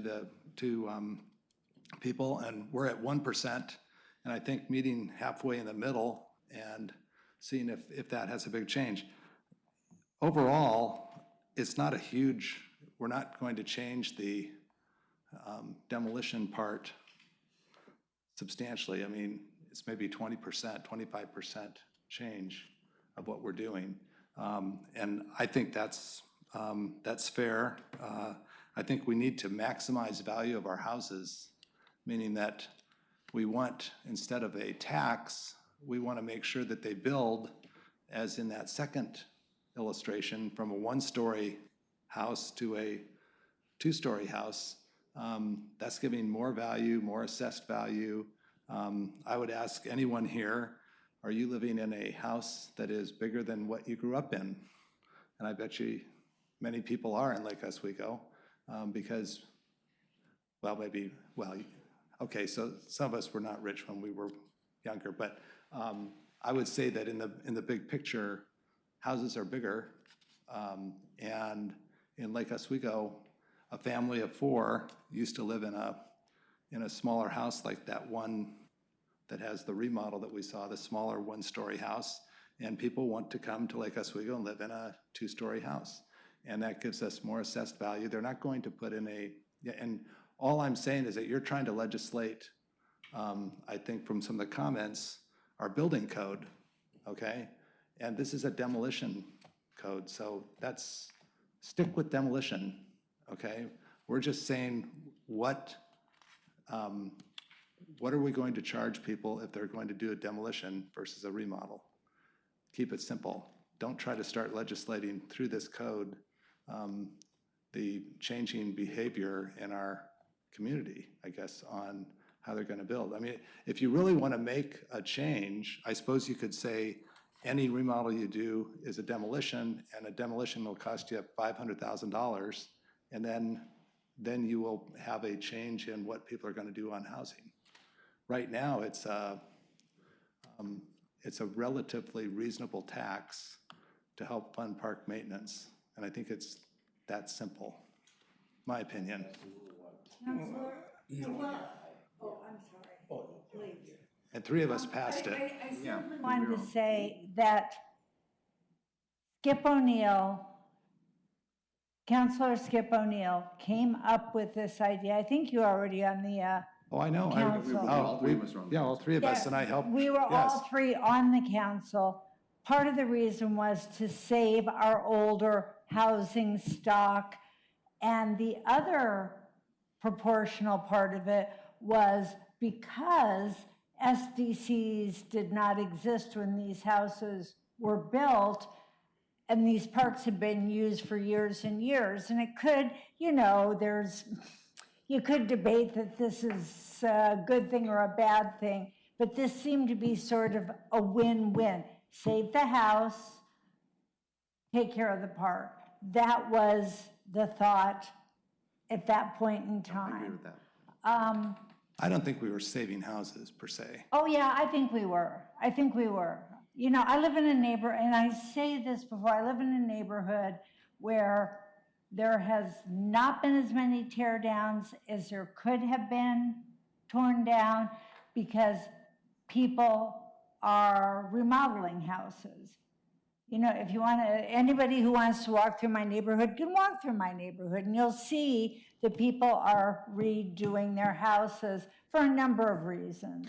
It's close to a school, it's close to a park. They've been doing that for years though, Jackie. What? They've been doing that for years. Well, they may be doing that for years for particular neighborhoods. First Edition may not be that neighborhood, for example. They may do it in my neighborhood next year, I don't know. But the reason why we were doing that was to keep a smaller house inventory for folks for the very reason that you're speaking to. My brother-in-law grew up in a house that was, 1,500 square feet, 3 bedrooms out in the San Fernando Valley, neat and clean, little kitchen. People grew up like that. They did. So now you have people living in, let's say, 1,800 to 2,200 square foot houses that are being remodeled, which to the people then would have seemed like, oh my God, these are gigantic houses, and so on and so forth. I honestly don't think our land is going to get any less, even if you put a $500 tax. There would be a revolt. We'd be tarred and feather and run out of town, which I really don't want. But we have finite amount of land. So I really, really, really would like to see our smaller houses kept. I got two 900 square foot houses around the street from me. I'm sorry, Mr. Right, but what does that have to do with demolition? I'm over talking. But what does that have to do with demolition? Okay, let's take a breather. I missed the point on the demolition. I know, but we're gonna take a breather. Hold on, you guys, everyone stop. Let's let Councilor Burdick speak. Go ahead. Thank you, Mayor. I first want to say thank you to staff. This is a really complex issue, as we can see by all the different opinions here. And, you know, I have to say it gets very tricky when you're looking at these images and you're seeing this and saying, well, that's not a remodel. Well, what if it maintained a single story, but yet they pushed out the back 15 feet and then they popped a front porch on the front? Well, it still looks one story. What is that? So it's a very complex issue, and I think we want to be very careful about saying to our current homeowners that suddenly you can't necessarily go up. Or what if you have a Cape Cod that currently has a very low pitched roof and you want to take that roof off, steepen the roof and add some dormers? I would say that's a remodel. Based on some of the conversations and the fact that the picture would have looked very different, you might say, well, that's not a remodel. So we all have kind of our own definitions in our head of what it can be. And I think looking at roofs would be very complex, not only for staff, but also for the architect designer who's ever doing that work. So I think looking at the wall foundation combination is a really good place to start. I think that makes a lot of sense. I think it eases into it for staff. I think it's something that from a designer architect perspective is manageable to do. You're not going to be adding on a lot of hours in terms of doing calculations for your client. So you're not necessarily adding yet another fee onto your client who's trying to do a remodel. And I think the other thing is when they're doing a remodel, they still have to maintain code. So they still have setbacks, they still have heights. So, you know, it's when we're talking about maintaining character, I think this is a step to saying, hopefully we're able to maintain a little more character than what we had before. But if we make things, it's a balancing act, because also you don't want to say, everyone say, well, we're just going to do a demolition, completely take everything down, which is not great for the environment. It's not great economically in terms of when you remodel, you're giving more back to the economy. You have more craftsmanship involved. It's just a better whole. You're more likely to maintain your sense of place, though it might not be exact. You know, there's more balance. So I think you really hit all three legs of the three-legged stool when you're doing a remodel more than a full demolition. I'm not sure that this goes far enough, but I think it's a solid starting point. And I hear, you know, the concerns. You know, Counselor One, I'm right there with you, and I struggle too. And I have these debates in my head, but I think, you know, if one of our concerns is, you know, the sense of place and changing the character of a neighborhood, then we need to look at our overarching code, and that's almost a different construction. It's not the demolition discussion. And I think we also have to be a little careful getting into the tax part of it, because again, that's separate. So I think we really need to try to keep on demolition and what makes sense in terms of demolition. So again, I struggle because I'm not sure it goes far enough, but I think, you know, we're going from 1%, I think jumping it to 50 is significant. And as I said, as a historic preservationist, like, I want to keep all of it. So I have a battle internally within me of this. So I seriously struggle. But I think we also want to be careful not to jump too far too fast in this case. So that's, Does it? that's my 2 cents for right So now. does it mean that you don't, I don't want to say that, like, what do you say about character, neighborhood character conservation? Is it? I think it's incredibly important, but I don't know that you get there solely by, I think part of it is redefining demolition, but that's not the whole picture. Right. That's not the only venue. That's not what's going to solve maintaining neighborhood character. And I also think that, you know, when you do have some of these smaller homes, they don't meet the needs altogether for many families. That's one side. On the flip side, smaller homes can allow a more affordable house for people to move into. But I don't know that you're ever going to protect that house from not being demolished at all unless it happens to be in a historic neighborhood and has a historic designation or has a historic designation on it. So, you know, if you truly want to start preserving houses and not having changes, then they need to have, you know, one of the greatest protections is getting it on the local landmark. And then, I mean, it needs to qualify, and there's steps. Not any house can be on it. It needs to be historically significant. But it's a balancing act. It's a balancing act of you know, property owners' rights as well as community. So, but I think this is a really good step. I think staff has done an excellent job with an extremely complex, difficult subject. And again, I'm not sure it goes far enough, but I think it makes sense for today. Right. Now, as Council One said, you know, maybe it's something that we need to make, you know, set a timeline that says, let's see how it goes and reevaluate it in X time. But I think we need to be careful. Right. It's very difficult. Yeah, I agree with your comments. I think, you know, I share the same concerns that you articulated and Councilor Nguyen. But I think it's a good starting point. I mean, we also as a you know, for me generally as a matter of policy, I mean, we want to make building of all structures as streamlined as possible, right? I mean, this is how we you know, we're in a housing crisis region-wide, nationwide, right? So adding additional compliance, I'm very sensitive and appreciate the comments that Mr. Don, Director Siegel made about the adding too much complexity, because that impacts everything, you know, not just that application. I mean, all the work that they're doing, and we already have a complex, right? Code, not one of the most complex codes. So I think this keep it simple. This gets us, yeah, really captures.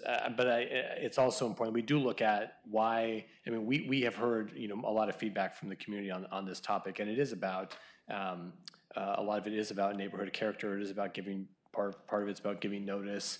The fee is about, you know, parks, but definitely tonight, you know, speaking about demolition, I mean, we've heard lots of feedback, but none of it's about parks, right? Not a single word about parks maintenance. I mean, that's not what we're talking about tonight. We're not talking about the fee, if there should be a fee, what the fee should be, like, none of that stuff, where it should go. We're just talking about this definition of demolition, because when that demolition happens, I mean, there are those other impacts. There is the impact to the neighborhood. There's the opportunity to deconstruct, which is better for the environment. We heard from our SAB members tonight. It just creates it's a certain moment that needs to be properly defined, because it's important from a neighborhood perspective and from a community perspective. And I think this is something that I can support. Did you have anything to add? Yes, I mean, like, I think that it's, I was not here when this thing was proposed, but if it was only to finance park, I would never go there. I mean, it doesn't make sense. I think we are doing this for, you know, historicity, like what is, you know, what do you want to do? Do you want to encourage to have two people live in 4,000 square feet and we come here and talk about sustainability? I mean, either we have a direction, and we're not here to force anyone. You want to do 50,000 square feet, it's your problem. But we cannot come here then and talk about sustainability. And for that reason, for me, and like Daniel, I really, when I look at that house, it's not, there's nothing that was conserved that someone can come that saw that house yesterday and come today and say, oh, it's the same house. There's only technical things. 50% of the structure were conserved. This is it.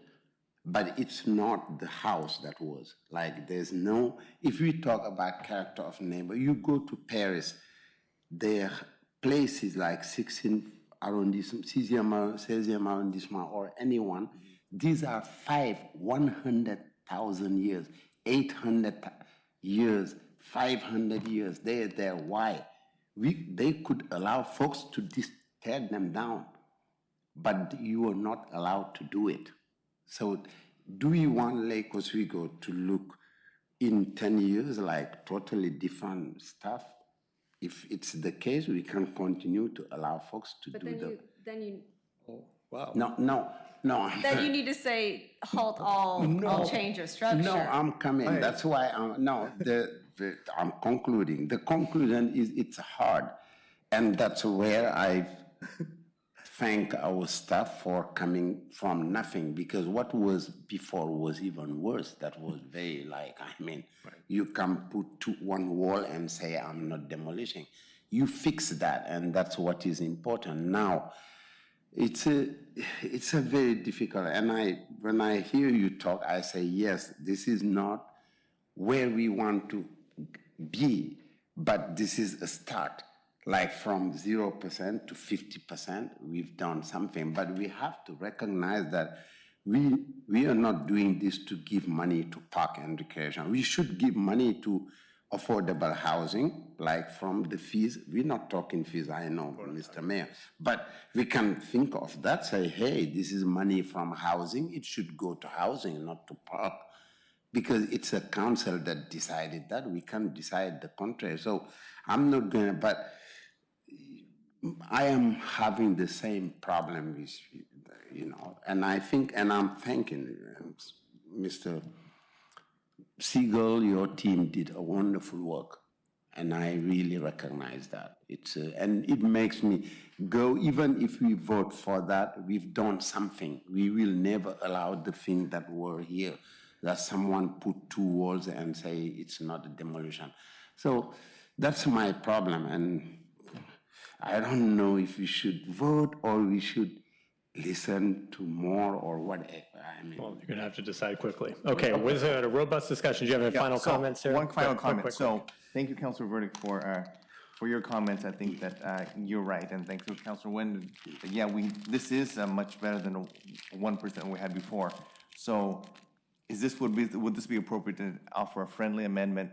We adopt this code, and then we add to that, in 2 years, we look back and see how we can and then we decide maybe, hey, it's working well, we don't need to change anything, or we can further refine it. As I've often said, is that, this is version 1.0, maybe there is a version 2.0, so can we I don't think we need to add that. That's not part of the code. We can. No, we can't do that. Yeah, we should. We can look at anything we want to continue to look at. Councilor Burke, did you have any final comment?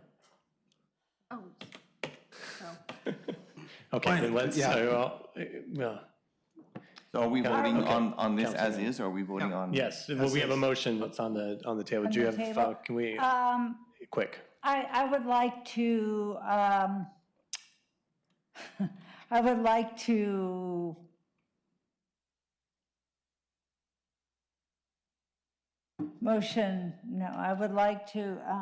getting tired, you guys.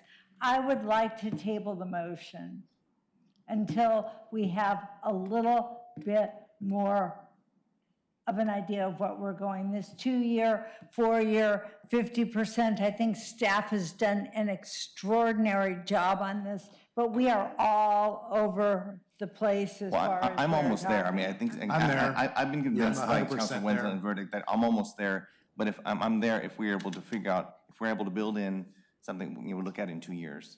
Like I said, it's not a code issue. We can direct the staff, we can look at it Council, anytime. there's a motion to table on the floor. Well, now which she's made doesn't another have to- motion, yeah, so would someone like to second Councilman's motion? Doesn't allow, there's no debate on a motion to table, so it's, if there needs to be a second and a vote. Right.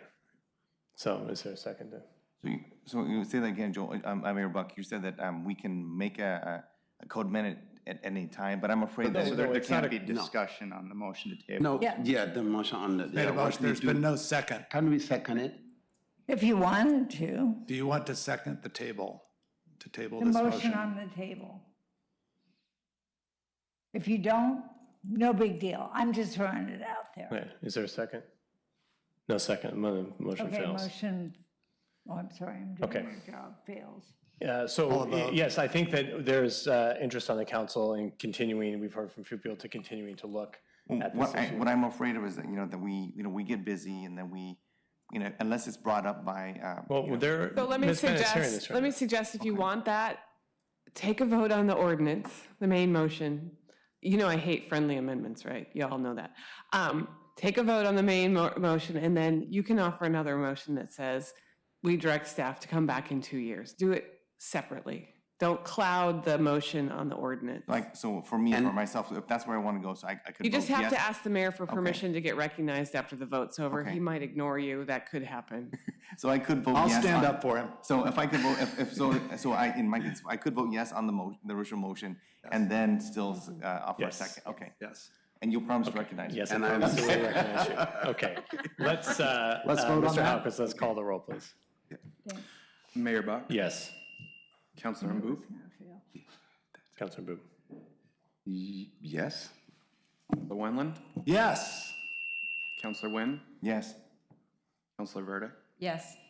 Councilor Mans? Yes. Motion passes 6-0. Councilor Wynn. I'd like to entertain a motion that we, I don't know how we say it, this might be. Sunset in 2 years? I don't know, not. Direct staff. Direct staff to, yeah. In 2 years. Correct. Okay, Direct so, staff to bring a report to council. so I make a motion that direct staff to come, bring a report to council in 2 years. Second. Okay, you need a second? Second. Okay, well, okay. I think Councilor Boob got it first. Okay, all those in favor say aye. Aye. Any opposed? I guess I have to abstain. I'm not going to be here. You don't have to. No, I'm kidding. Are you voting aye? Yes. Any nays? Abstentions? Okay, that motion passes 6-0. 6-0. Okay. Thank you, everyone, for the robust discussion. Okay. Like I told you, I'm glad we didn't do all 3 parts in one night. Thank you, Right. Director Sue. Okay. So now we move to our second public hearing, which promises to be much less robust. 2890, well, it would just be as robust. An ordinance of the Lake Oswego City Council amending LSU Chapter 50 to remove the special street setback along a section of South Shore Road and adopting findings. This is LU 22-0004. This is another legislative hearing procedure. Mr. Luce, will you please review? Thank you, Your Honors. There's no one else here to speak, but if anyone was wanting to speak, they'd have 5 minutes. Okay, that's wonderful. Okay, then we will start with the staff report. We have Mr. Franstead here. Thank you for waiting.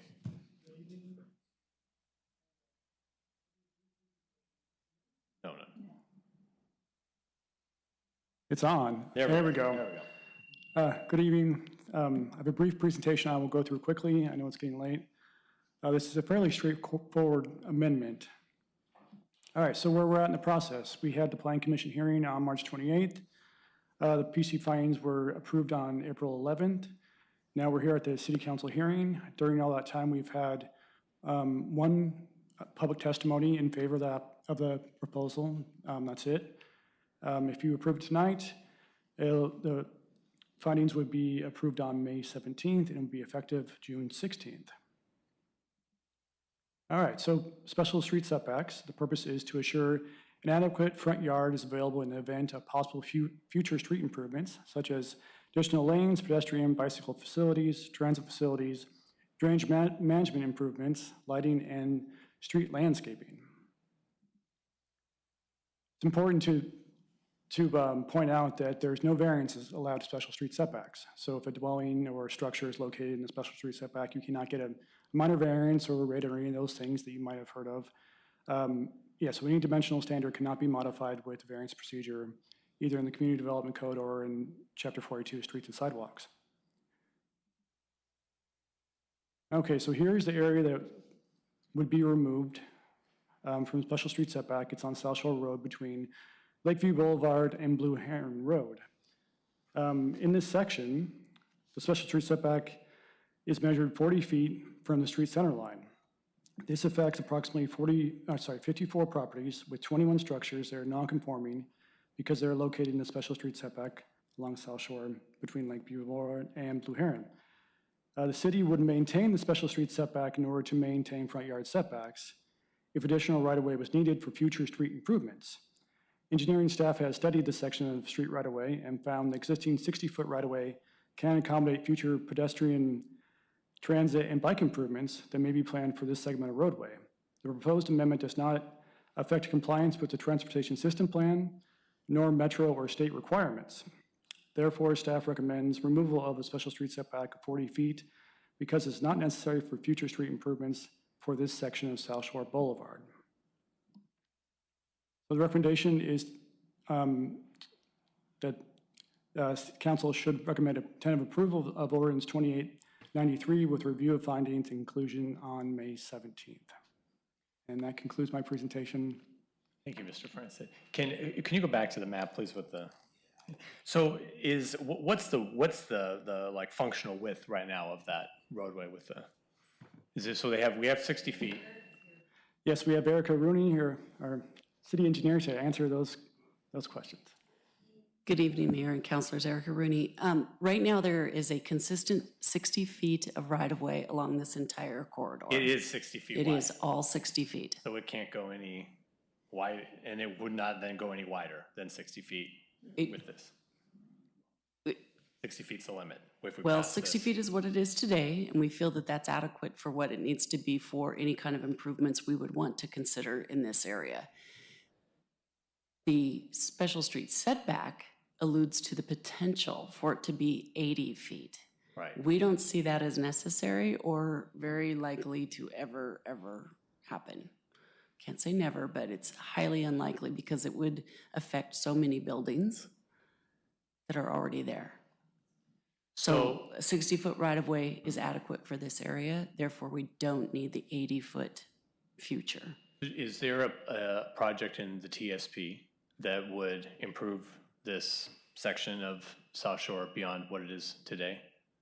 Yes, there are at least one, maybe two different projects in there that talk about pedestrian and bicycle facilities.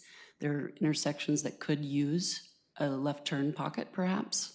Not all of them, but some of them. We could do all that in the existing, because it already has a pathway on one side. Not really a path. Well, you know, it's the right-of-way line is not necessarily the edge of the roadway, so it goes beyond that. Where some of the parking occurs right now is within the right-of-way. We might have to modify that or take that back. So the roadway is not 60 feet? Correct. I apologize. Sorry. The roadway pavement is only 20 feet wide in some places. Including the side? Yeah, 20 to 30 maximum, and we're talking about the full right-of-way width to give us the ability to put in all of the facilities is 60 feet. So the potential's there with the right-of-way that we have today. But in some of that right-of-way now, because we all know this, you know, obviously it's a very popular pedestrian. That's why, I mean, so many people use South Shore as to walk, to bike, and it is very dangerous. So that's why I want to make sure that we're not throwing away our opportunity to make this safer. But a lot of the right-of-way functions is private property right now, right? I mean, you are right up on people's yards when you're walking alongside there. There's encroachments in the right-of-way all up and down. But we have the ability, should we want to build more facilities, we could do it within our right-of-way. Right. Would some people lose their parking that's there? Yes. Or bush, yeah. They might lose some bushes, they might lose a few rocks here and there, yes. But we do have the adequate right-of-way today without affecting buildings. Right, right. And that's key. Oh, that's great. Okay, that's wonderful. Councilwoman? So can I step back to the 30,000-foot level? What's the why for this? Why are we doing this? And what was the reason why you all of a sudden created this vision? And this, I Well, mean, did first of all- somebody ask? I mean, was this something? or We is have a this number something- of these throughout the city. There's a very long list of special street setbacks throughout the city. Right. That I believe were all established prior to us having a transportation system plan that identified a proper cross-sections. So it's a long list in the code that's been there for quite some time. And in this case, I'll let Mr. Franstad talk about what prompted this particular one. Okay. Yeah, the impetus to look at this section of roadway and potentially remove this special street setback was one property, it was 3300 South Shore. It's this pie-shaped, it's right at Alder Circle here, you can see it. Right. There was an accessory structure that's located in a special street setback, and they actually ended up removing it and having to rebuild it, but they can't, like I said before, they can't get variances for it. So this would remove that burden on this property, but also it caused us to look at the rest of this roadway section, which is kind of, as I said, 54 properties, 21 structures are similar in this situation. Okay, so it's 9:15 on a Tuesday night. We have nobody in the audience from South Shore. They wake up tomorrow, we say, oh yes, we support this. And they're all gonna call Mayor Buck because they have an issue. What would be their issue with this? Is there any? Is this kind of a benign? They should be relieved. So this is They all should be happy? relieved. So this is relieved, there's nothing in here that we should be concerned about. Is that correct? Yeah, we have not received any public comment in opposition. No one's contacted me. Yeah, this is removing a regulation on people's property. Right, so this is a positive? Particularly because some of these properties are really weirdly shaped, and so it's really I'm going to not relieve. questioning why, I just want to make sure that I totally understand that we're not doing anything that's going to have somebody wake up and find out, oh my gosh, the city just took away my rights, or they, mortgaged my kids, or. We'd be given the rights back, actually. We can give, okay. Just as long as we don't remove more than 50% of the walls. Right, we're okay, or the foundation, right? So, okay, thank you. That's all I needed to know, and thank you for a nice diagram. Yeah, good question, Councilwoman. Councilman's question? If I recall, this is a long ongoing problem in different neighborhoods. First Edition, South Shore. Well, I would not compare this to First Edition because they have a very clear grid system. Okay, so South Shore. The concept of people encroaching into the right-of-way with various things, yes, that happens everywhere. I'm sorry, that's why I Yes, should but have. it's very right. clear, 60-foot right-of-way in First Edition, It's nice 60 grid foot, system. yes. This kind of thing that you see in this picture does happen on places like South Shore and other parts of South Shore and other parts of the city Got as it, well. thank you for the clarification. Okay, well, we are going to open the public hearing. I'll ask if there's anyone here to testify. No, Mayor. Okay, then we're going to close the public hearing. I'd like to move to tentatively approve ordinance 2893 and direct staff to return on May 17, 2022 with a final version of the ordinance, including findings and conclusions for land use 22-004. Second. Okay. Yeah, is there any discussion? Call the vote. All right, all those in favor, say aye. Aye. Aye. Any opposed? Abstentions? Okay, motion passes 6-0. Thank you. Thank you. Thank you very much. Thank you, Eva. Move to adopt the consent agenda. Okay, we have the consent agenda. So we're nominating second. It's Clackamas County Library Advisory Committee. All right, hold on a second here. Yeah. Okay. All those in favor say aye. Aye. Aye. Any opposed? Okay, abstentions? Okay, motion passes 6-0. Any information from council? I mean, it's late. I'm going to give you like a 2-second report. I asked Erica to say about yesterday's event. We got 3/4 of an inch of rain in less than 2 hours. Do you want to come give them just a really quick, like 2-minute? I apologize. It's tired. I know you're tired. I'm tired too. These are the reports that we live for, I would actually. say, actually, this is the why this is on the agenda. So Erica, could you go ahead and just tell them what happened yesterday? It rained really hard, really fast. And with that, there is a number of places throughout the city where our systems were overwhelmed. We have seen through climate change in the last 30 years in particular, I've lived here that long and have seen it myself, but the high-intensity rainstorms that we're starting to get like this, our old systems are not developed or were not designed for that. They're designed for 9 months of drizzle, and what we got was, like a week's worth of rain. Used to be a week's worth of rain in a couple hours period. So we had several places throughout the city that we had overflows. Lost a manhole is compromised right now. Most of it's up on the south side of town. And several places that we had to do a lot of cleanup of debris that washed into the roadways during the event. So it was, I've seen worse as far as we've had bigger catastrophe events, but it was very, very intense, came on quickly, and we just couldn't keep up with it. And I think you saw that 43 was closed for a while. And the story there is, you can barely see them. There's tiny little drains there, and a couple pine cones can clog it, which is exactly what happened. Debris came down, clogged those drains, water fills up on the bridge, it can't get off, and then we had to close it till they were able to unplug it. We spent probably about 6 hours, I think, total. Some staff came back last night and were cleaning up some of the areas, and we were working on it a little bit more today. Have some cleanup to do all around the south side of town. Do we manage the stormwater on Highway 43? Yeah, it's their bridges there, and it's supposed to be theirs to manage. But what happens is sometimes the stuff up on Oak Street can flow into their area, and so we use it. We cooperatively try to take care of the situation. We do go out and maintain those drains for the very purpose of it's whoever can get there first, quite frankly. Well, thank you for doing that yesterday. It's great. I would also say it was great to have LOPD and LO Fire respond so quickly. It was a great team effort, and the working relationship between Public Works and ODOT is impressive. I want to say one more thing, which is that I think this is a fabulous illustration of the type of infrastructure we need to be thinking about when we start talking about resiliency with climate. So Erica and her staff working with Amanda and SAB, because I don't think it's just, we're never going to build pipes big enough. And so we're going to have to, and this is going to happen more often. And so we're going to need to think about the other infrastructure that we need to have available. So I will also say, I know that it happened in my neighborhood because my neighbor came over and knocked on my front door to let me know what had happened in their backyard.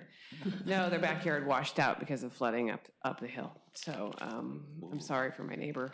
Really Do sorry. we have any permanent damage or anything that we have to, I mean, is this going to be any big costly cleanup Don't know things? yet, right? Yeah, we have some, yeah, have we some, absolutely do. We have some to our own infrastructure, and then there may be other issues. So more money for Erica. Yep. Stormwater needs more money, Yes. always. Yes. Yes. Thank you.